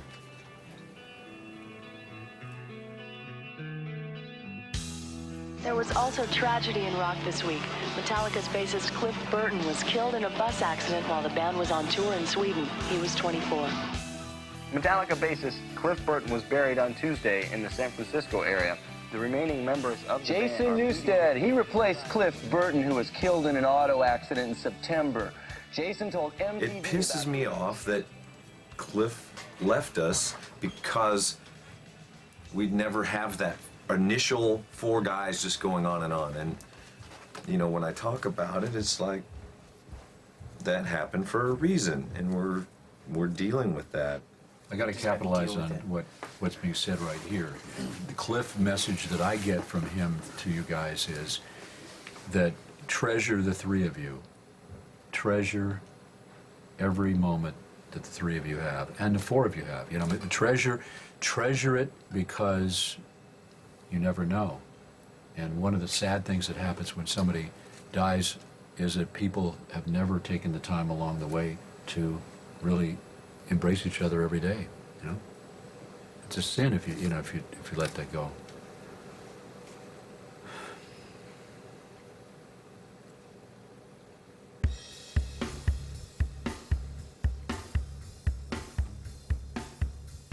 Phil has been like an angel for me. He's been sent to help me. And, you know, I've got my own thoughts about all that, you know, and a father figure, the dad that never was, and all of that, that it makes me comforted, it comforts me. But also, we don't want to have our hand held through life. We'd like to be able to stand proud ourselves and move on. There'll be a time for that. And we just have to discuss when that is.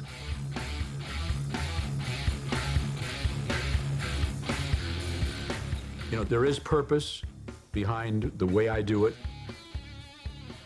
I think it's very effective. I have to decide whether I'm going to push it or not.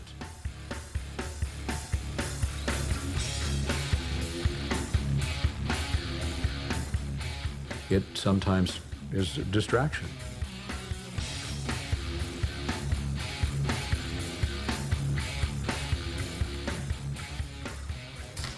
So what part of our career are you going to manage today? I thought I'd do the whole thing, since you guys can't do anything. I mean, you know, if you guys could run something, it would be easy to step back. Because you can't, you know. It's got to be someone. Is today the first day you're going to play drums? I don't want to get into that. Okay. You know, I don't think I'm going to do the drums. I think it's time. Maybe I should. Yeah, I think it's time. Although actually, I'm kind of impressed. Well, it's about the only thing you haven't done. I haven't done. Right. We got to a point where we sat down and told Phil that we wanted to scale Phil back to every other week. And we were getting ready to implement that 4 weeks from when the decision was made. And 2 weeks after the decision was made, we had to sit Phil down and say that we were not ready to do that. Because we got really, I don't know, scared, I guess. There were some things that were going on at the time that really Phil helped with a lot. Live from the news leader in Northern California, News Center 4, Night Beat.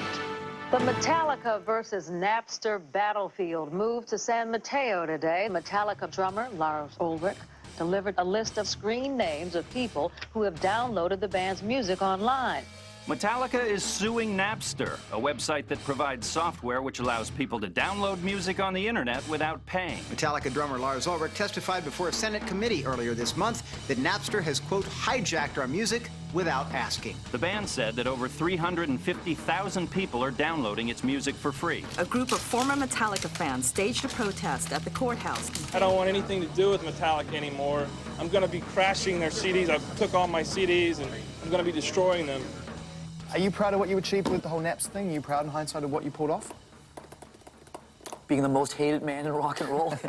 Yeah, that was my goal. I got an idea. I'm kind of bored this summer. Everything's going a little too well. Let's see. I want to turn myself into the most hated fucking asshole in rock and roll. Yeah. Like, good afternoon. My name is, Lars Ulrich from Metallica. I worked for years to get where I am today. Me and my buddy, James Hetfield here, have shed blood, sweat, and motherfucking beer to get where we are today. Beer. Good. Who do you think you are? I mean, just, because you, made us rich, you think you can get free stuff? Songs that we spent upwards of, 24 to 48 hours writing and recording. Our team of lawyers and researchers have your names, and you Napster users will see you in jail getting gang raped. Money good. Napster bad. Some minutes I have all this strength, and I can stand there and just go, fuck you, fuck you, fuck you. I'm bulletproof, it doesn't matter. I got Hetfield and Hammond, we're a team, and fuck you, do you know what I mean? And then 5 minutes later, it means nothing, and I just become really vulnerable.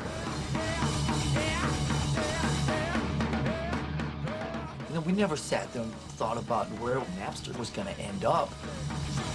We never sat there and thought about what shots we were going to take. We just sat there and thought about this was something we had to do. So, wait a sec. That was awesome! It's like I had to stay on the course that I was on and stay to my convictions, but it was eating away at me inside. And then maybe it could go lyrically to, what difference did I/we actually make? It's a great question. Great. And if that could, it's like if that question could get thrown out there but remain unanswered, I think that's really strong.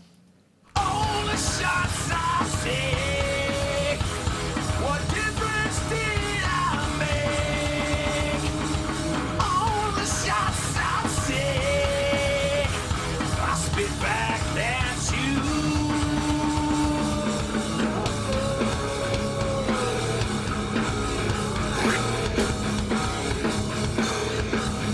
All the shots I spit back at you. It's awesome, dude. Fucking fuck me. Right Yeah, the on. what difference did I make fit right in? Really awesome. Right on.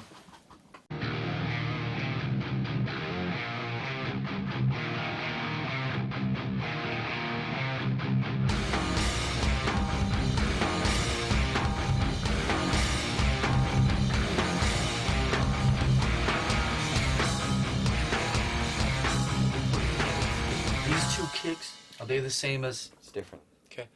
Go to the master. What really gets my dick hard is boom, starting on boom, boom. You can do that. Get there, boom, boom, you know, there. Then these are awesome.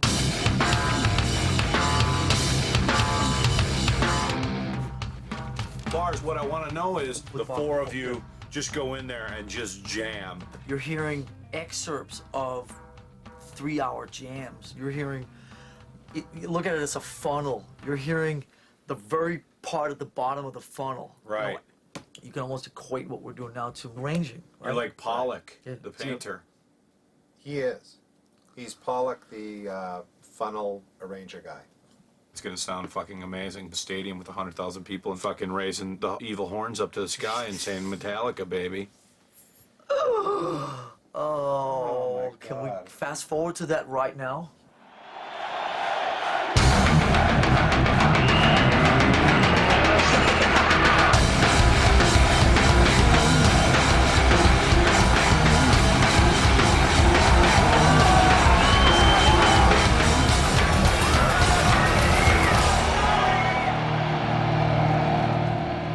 I think what I'd like to do is I'd like to talk about this touring thing that has come up. We're very cognizant of the fact that, you know, things have changed for you guys, and they've changed for many, many reasons. Why can't we figure out what works best for everybody in their personal lives, plus what works best as a business? What if you just do a stadium tour where you play Friday, Saturday, and Sunday, and then you go home the rest of the week? I just want to put out that, you know, there might be kind of a uncomfortable vibe here because people might not know how I'm feeling about touring, and I don't really know either, you know, until I get there. And, you know, I want to tour. I don't want to fall off the wagon, you know. I don't want to go out there. I don't know what it's like. Doing things for the first time again, as I think I've said before, it's a little scary. Hey man, I don't know about you, but it's like summertime, and to me it's fucking beer drinking weather, yeah? Well, I'm gonna take time right now and fucking have myself one, and I just want to say cheers to all you guys, and fucking thanks for coming down and getting nutty with us, man. Cheers.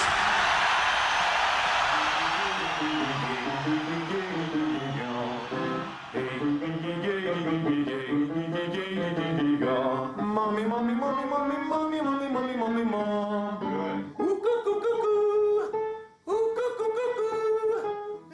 I blew my voice out on the Black Album doing So What, the cover song. And we had a bunch of Metallica songs to do after that. And I went to this coach. I didn't want to go. I was scared. Thought he was going to make me sing operatic. But I went there and we just did warm-up stuff like this, and this is the tape, and I've had the same tape since then.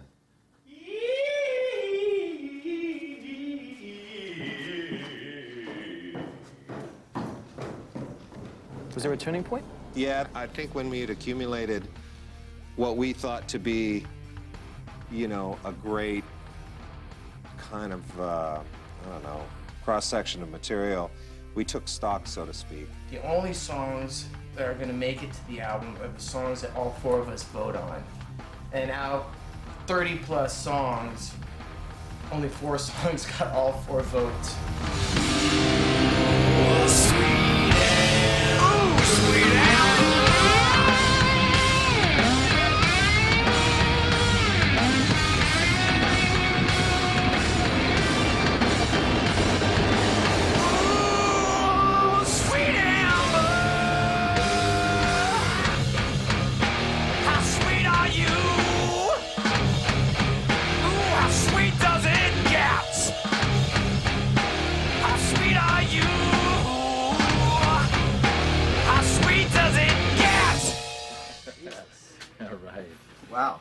there's some explosive playing. I mean, shit just takes off. It's like you guys have spent all this time to come back to find yourselves. That's what it sounds like to me. 17 to go. Yeah, how are you doing? Do you want to hear more? Tell me when you've had- No, want to hear some I'm just more? getting started, yeah. Okay. Squeeze out in my hands. Ooh, I choke within my hands. I'm madly in anger with you. I'm madly in anger with you. I'm madly in anger with you. Girl, the hurt I'm in. Times like this. God, what's it coming to? Destructive out within with all. A line across your spine, so that gets broken too. Temptation, fill no hole. Ah! No,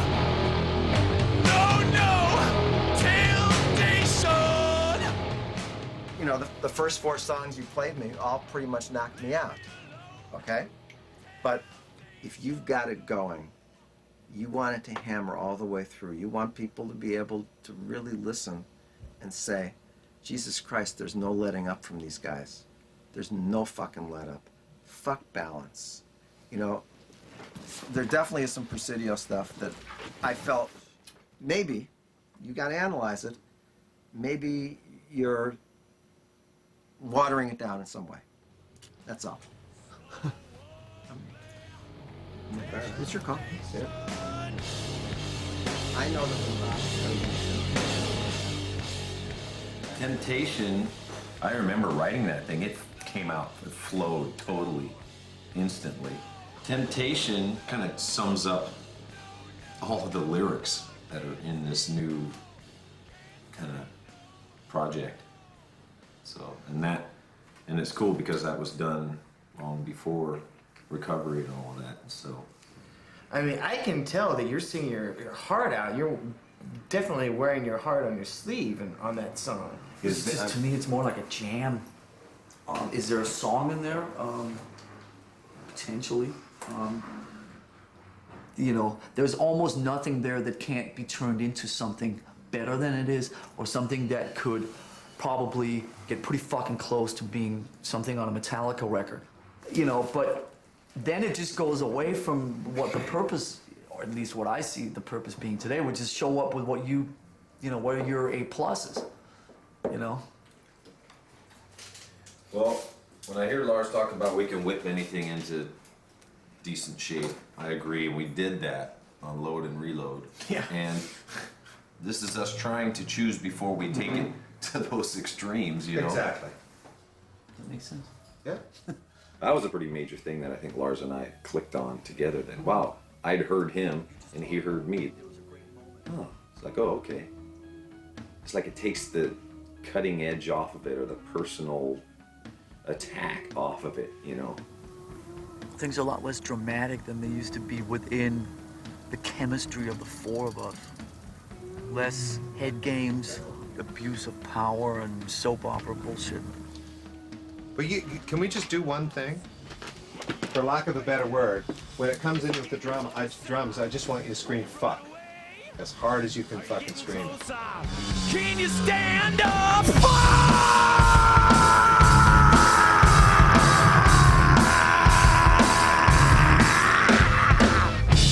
Okay. It should be slower. It should be more like. I want 4 of them. Do it again.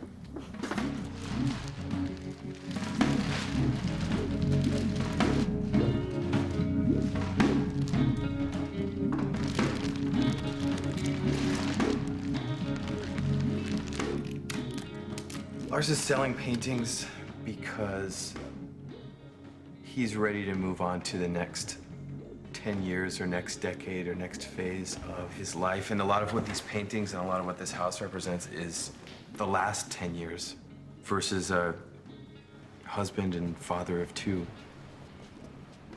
He's getting rid of some pretty major and important pieces in the majority of his collection. He's wiping the slate clean. Midnight New York City. One last look at the paintings. Oh, well. It's a celebration. This is a celebration. This should be your statement of how far you've come. It's a celebration. Bill told. This is a celebration. Oh, Some yeah. paintings that visited us for a while, and now we want to share them with other people. Okay? Right, yeah. That's it's a choice. Okay. Cool. I never looked at it as an investment, but I always looked at it as versus some of the other guys are maybe like taking a big pile of money and parking it in the bank. I would always like take a big pile of money and park it on my wall. Well, I can just feel some of the adulation that other people have thrown at these paintings, and that makes me proud. I've never been this close to it. These are great paintings, whether they sell for $1 or for $100 million. The only thing that matters is what pleasure and what feeling you get out of that moment you have with that painting. And it's never been about dollars and cents. It's always been about something greater than that. But fuck, they do look awesome. I mean, fuck.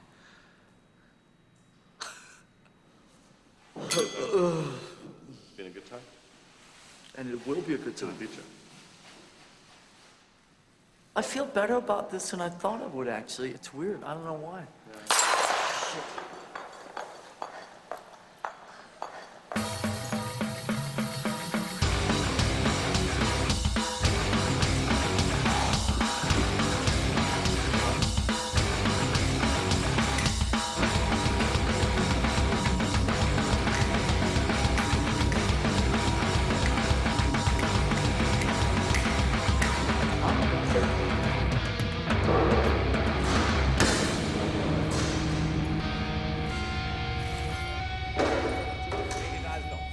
$300,000 on the telephone.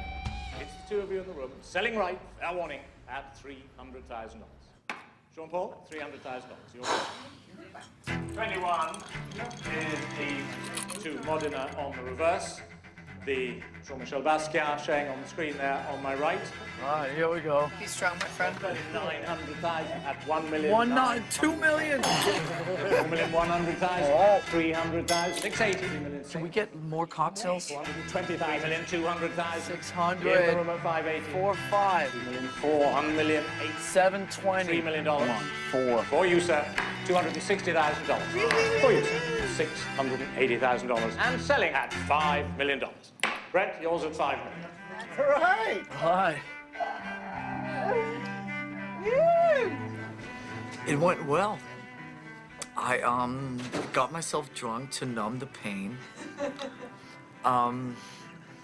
But it went well. I'm happy.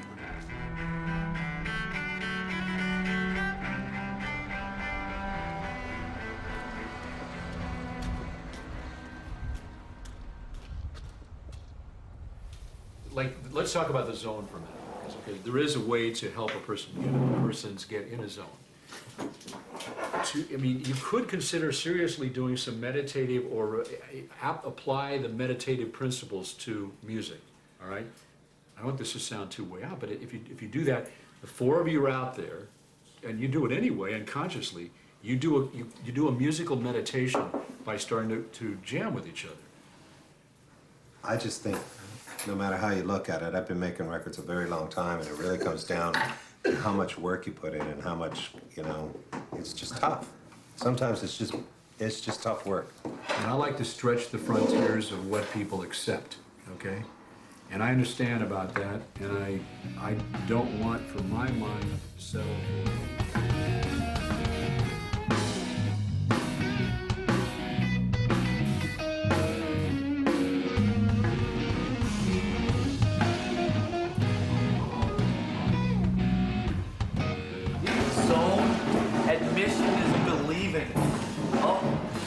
Guess I'm not gonna be playing today then, huh? I'm gonna go out and make phone calls. So everybody's... You know, we've had a fabulous few weeks with a lot of great productivity, a lot of really good stuff going on. The more we feel good about ourselves and each other, and the higher we ascend, the more challenging it will be to our psyches. You know, I understand it, I embrace it and all that stuff, but sometimes it just bugs me. I think the that thing was kind of bugging me yesterday. All of them around the studio, it was just kind of like, that way of thinking just doesn't work for me all the time. And I was a little pissed off at it because right now in my life it's not really working for me. No, I'm glad to know it's how you think. Wholeheartedly.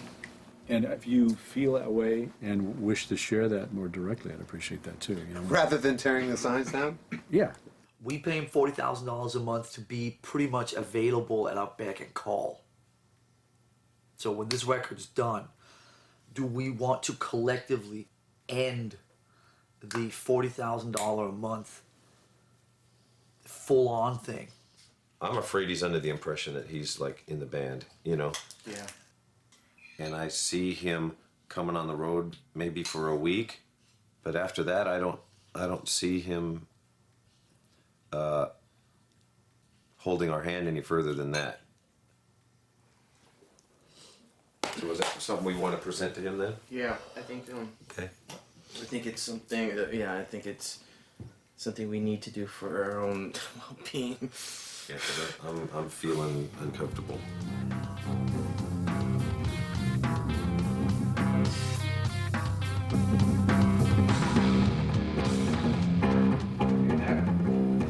Hello.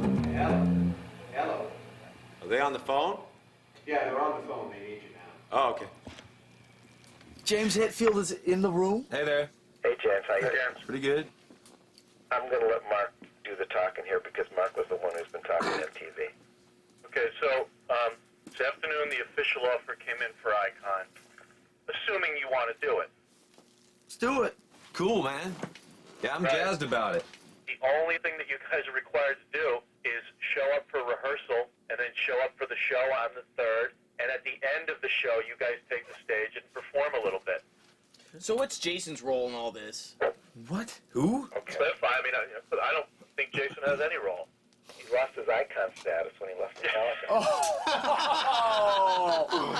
Nice point, Cliff. Thank you. I think MTV would like the fact that this would most likely be the introductory performance of Metallica with a new bass player, whether it's the new member or When is whoever. this supposed to be? May what? May 3rd, Saturday, May 3rd. See, that means you'd have to hire someone by the 2nd. I think it can happen. You'd be required to be in Los Angeles for all of 2 days. Because we didn't get a new bass player, I think a lot of people thought maybe that we were having trouble finding one. And we never started looking for a new bass player until 2 months ago. We worked on ourselves, identified what part can we work on so when someone else steps in, it's clean. They're not stepping in our shit, you know? All right, thinking about bass players finally. So we're gonna need a 4th member. You know, we know you're a great bass player. It's the vibe, you know, we need to make sure. Jason kind of triggered this whole thing a couple of years ago, and I can't believe it's been 2 years, you know? And then we've gone through some real... We realized that we kind of wanted somebody who was like our age, somebody who went around the block a couple times. Right. We've grown a lot, man. 3 guys in this band. And last time, when we did this 14, 15 years ago, 16 years ago, I guess it was, so we literally sat down and started auditioning bass players, you know, the day after the funeral for Cliff. So now it's 16 years later, different circumstances. When Jason left, he took his basses with him. You want 4 or 5? What 5 strings do you have? This one's 5-string, though. Keep searching, keep on searching. This search goes on, this search goes on. The band, these guys collectively probably own like 500 to 600 guitars, so they're not all here. Wow. On and on, pray, tick, tick, tick, tick, tick, tock, pray, tick, tick, tick, tick, tick, tick, tock, pray, tick, tick, tick, tick, tick, tick, tock, pray, tick, tick, tick, tick, tick, tick, tock. You went into another voice there, dude. Which one of me are you talking to? I think that we should just spend the next 2.5 hours with this guy. Don't you? I had a vision of us jamming with him the last hour. I guess I just feel that's just kind of like weird to keep like just doing our own thing. It just feels not welcoming. This morning I heard him say he was pretty comfortable. We could say, you know, it's not about what he says. It's about what I feel. All right. Are we cool, James? Yeah. I guess the only other thing I'd like to say is, you know, when we leave this up to just how we're feeling, a lot of it depends on how you're feeling. You know, when you say those things. Not that I want to break up what you guys are discussing if you want to go deeper, you know. But I think what might be really good is to treat this with respect, go out and do this.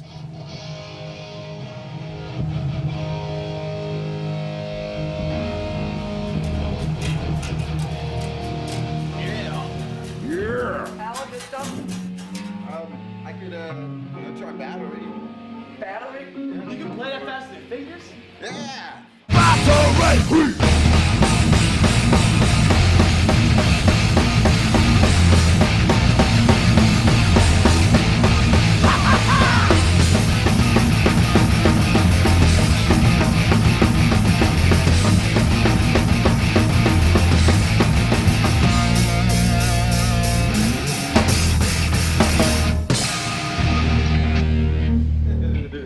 It's a fucking pretty mighty bass sound you got going there. Yeah, it's lucky. I don't know. It's the Mesa and the high watt. Is there anything else you know as well as that?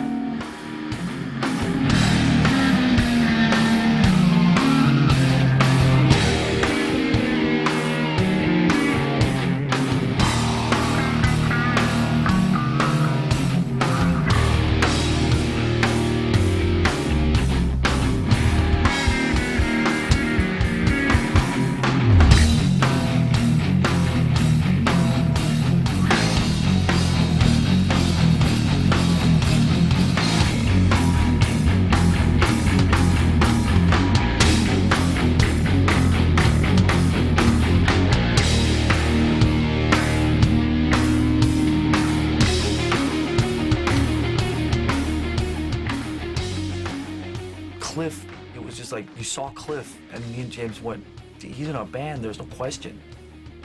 He hit it out of the park. And that's where it sort of gets interesting. Because if Cliff Burton showed up today, maybe he wouldn't be the guy either. I mean, the three guys that I like all have unique features that I would love to Frankenstein, you know? Yeah, definitely. Some kind of That would be great. I don't think you should settle. I think you should get the right guy. If you don't hit out of the park with one of these guys, then you're going to end up 4 years down the road in the same situation you did with Jason.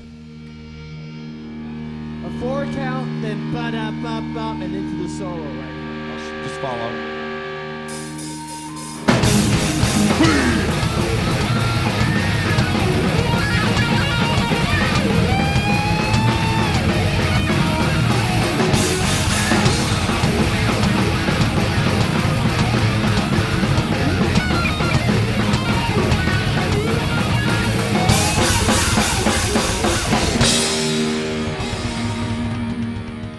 The first guy of any of them that didn't look like he was struggling with it. That's what I told Bob. But do you know what I mean about like it? You know, some of the other guys, it was sort of 10% over their capabilities or something like that. And you don't feel that with this guy at all. It's like the last 3 songs, like Sanitarium, Nothing Else Matters, and what was those? Sad. They were flawless. I looked over at him during Whiplash, and he was just right in the pocket and in there. And then afterwards, when he played it alone with his finger, it hadn't been played that way since Cliff. It's just like, huh? Yeah. Yeah, his fingers are pick, you know? Yeah. It's 3 days. The sack ball now?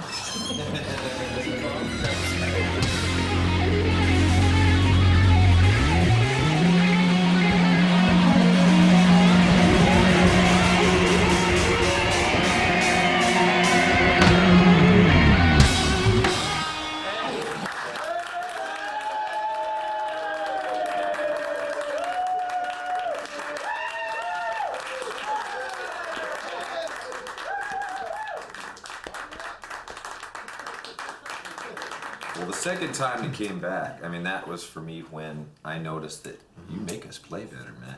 You make the band sound so much better, and so solid. How do you feel about that, man? Oh, I feel awesome, man. The chosen one right now. You looked coolest. We want you to be a real member of this band, not just a hired hand. Right, absolutely. And we'd like to offer you, basically, to show you how serious we are about this, offer you $1 million to join our band right now. and as a kind of a good faith thing about how serious we are. It's an advance. It's an advance on some percentage you're going to be making with the band. Here's money up front to get you kicked in and inspired, and this is a reality. This is my future. This is what life can hold for me with my new family. Whew.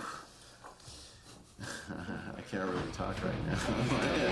Invisible kid, never see what he did. Got stuck where he hid, falling through the grid. Invisible kid, got a place of his own, where he'll never be known. In a word, he's grown. Invisible kid, never see what he did.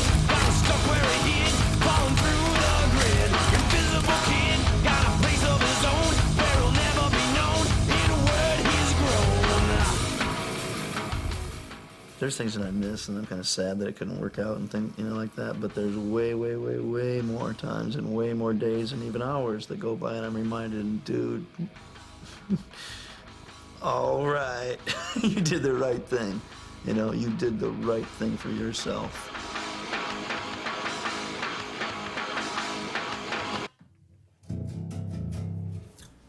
I don't know if it's the right time to say this, but I know I've been thinking about our talk about, you and us and our future and all of that stuff. And, when I heard that you guys were moving here and all of that, that brought up a lot of fear around, wow, what is Phil's perception of, his, longevity with Metallica? That scared me a little bit. I appreciate that. If it scared you and that's part of the issue going forward, then let me say we haven't decided we're moving here. I've tried to make it clear that we're selling. I think we've told people we're selling our house in Kansas City, but that doesn't mean we're moving here. Okay, and we won't likely move to San Francisco if there's not a future out there with Metallica, because that's my. I want to make sure that the bass player is intact. I want to be sure that the tour is on, and I also, as I said, have performance coach visions for each of you and for the band. And to me, the work isn't over.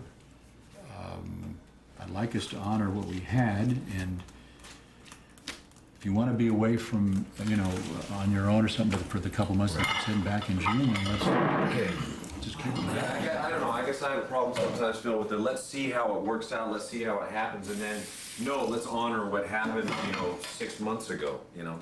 That's kind of strange to me, because I think that you use those things when they're convenient at times, personal stuff or business things, and I don't know. The boundaries are, becoming more clear to me. There's that element of trust that just kind of floats with me, and I'm really sorry about that. I've been swimming uphill on that one for a long time with you, and I'd like for us to be able to resolve that, but maybe we can't. I gotta tell you that if the client, either James or us, says, then I really think that needs to be respected without, the old turn the knife thing in there. If the client says, time out for a while, time out. That is great, although in our process to honor what we have on the table, it should be put on the table, but left on the table, and should be able to walk away without what you're saying right now, which is now there are trust issues and stuff. I don't know how to separate out. In its simplest form, I think it's a conflict of interest. Did you tell him that he needs you around more if he wants to take a break? I'm not saying that. I see that as a conflict of interest. I am saying you guys have made a decision. It's okay for me to say I'm not happy with that decision. The premise is you guys don't need me. And I'm good with that. Anyway, we're going, it's, anyway, let's jam. Great, I'll see you guys. I'm taking out. I'll see you next week. Have a good one. Thanks, man. Who's in charge of my head today? Dancing devils and angels away. It's my time now. It's my time now. It's my time. Yeah, it's my time. Look out, motherfuckers, here I come. I'm gonna make my head my home. The sons of bitches try to take my head. Try to make me so. Well, you've been in the band for 5 minutes and already you're an icon. It's such an honor, and you know, I'm stoked. So.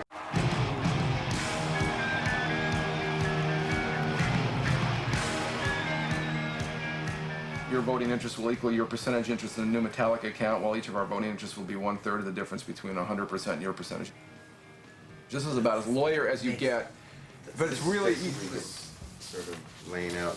Yeah, it lays out the deal. Okay, so for instance, in the first period, you have 5%. Okay, so when we do a vote, you get 32 votes, you get 32 votes, you get 32 votes, you get 5 votes in any vote. Okay. But this doesn't mean anything. I think it's crap. I mean, I think in the spirit of what we're 25. trying to do, we got to do 25, and then Q prime's the tiebreaker. That works. That's fine. Cool.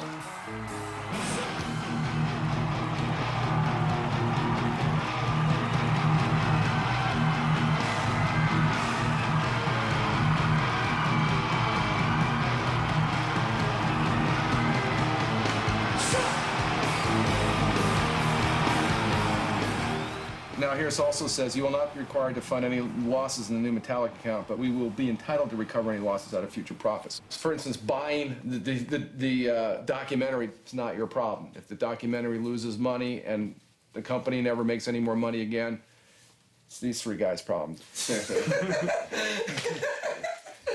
Yeah, what did you do with your money? I went and bought a new car, I bought my mama a house, and we went and bought a documentary. You know, it was just trying to keep with the spirit of this thing.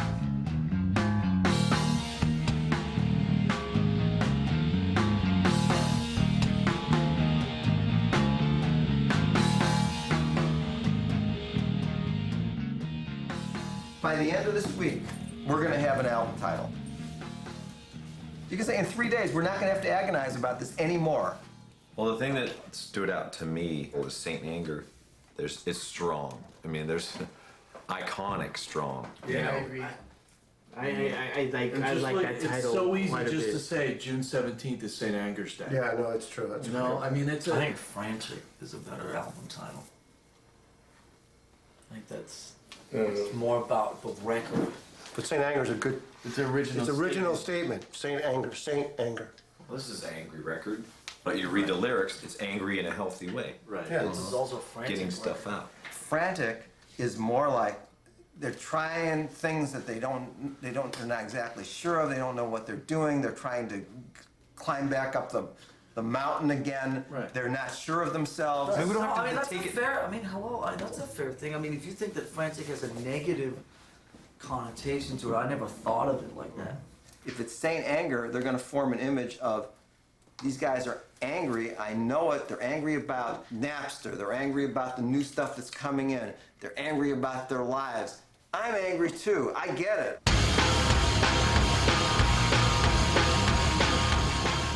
I think you guys know the idea about trying to shoot a video in San Quentin. Wow. So let me get this straight. You're going to go to a maximum security prison, and Metallica's going to play Saint Anger really loud. Yeah! Saint Anger round my neck. Saint Anger round my neck. He never gets respect. Saint Anger round my neck. Been asked to come out here and talk a little bit about what this song means to us. Anger's an emotion that I've struggled with for pretty much all my life. Flush it out, it's anger around my neck. You flush it out, you flush it out.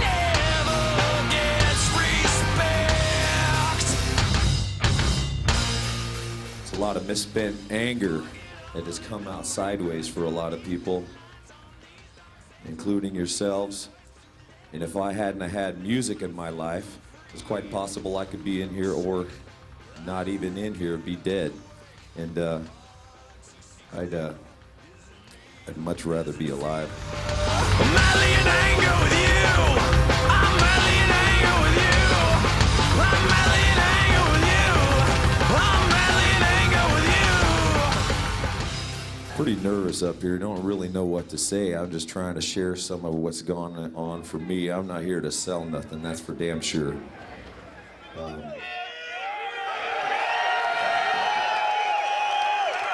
Everyone is born good. Everyone's got the same size soul, and we're here to connect with that. So we're very proud to be in your house and play some music for you. Thanks.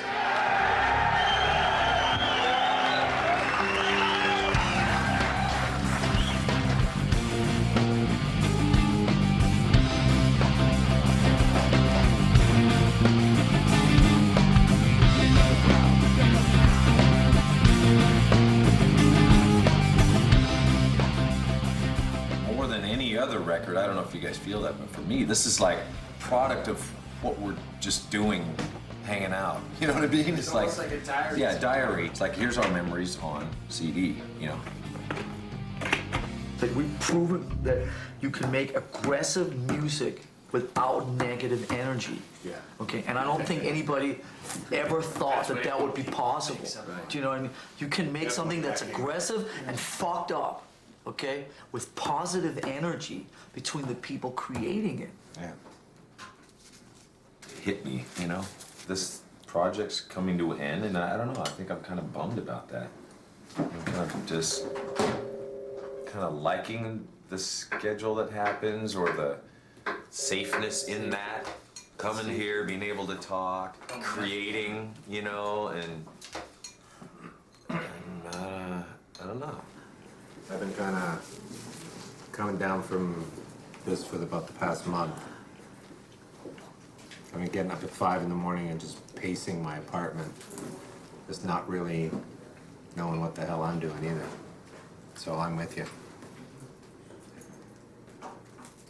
Like, I don't want to let you go home or something. I don't know. I really appreciate that. That's really nice of you to say. I don't know, I could feel myself kind of protecting myself with some depression or something, wanting to just kind of isolate. And I don't want to do that. I want to feel the sadness of, I mean, I didn't feel depressed, I felt sad. That's when I knew it was something different than just me, my old stuff, you know. I mean, there was some of that, but sadness and depression, I guess I don't really know the difference. And Phil, all the stuff that you've brought here to, like, you've set out all the tools, you know, and you allowed us to build what we built, you know, with guidance. I really appreciate your bringing this forward. And there is a difference between sadness and depression, clearly.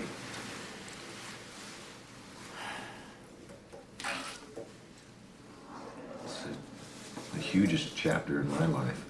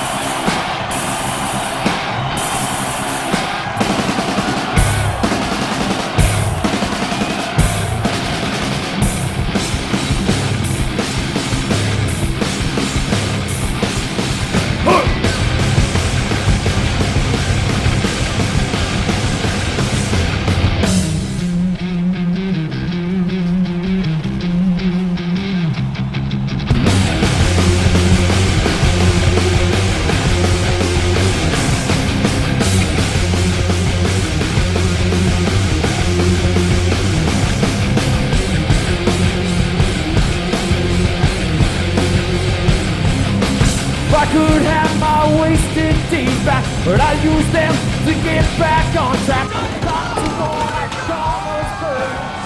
Stand back, keep away from the cars. Hey, I love you. I love you too.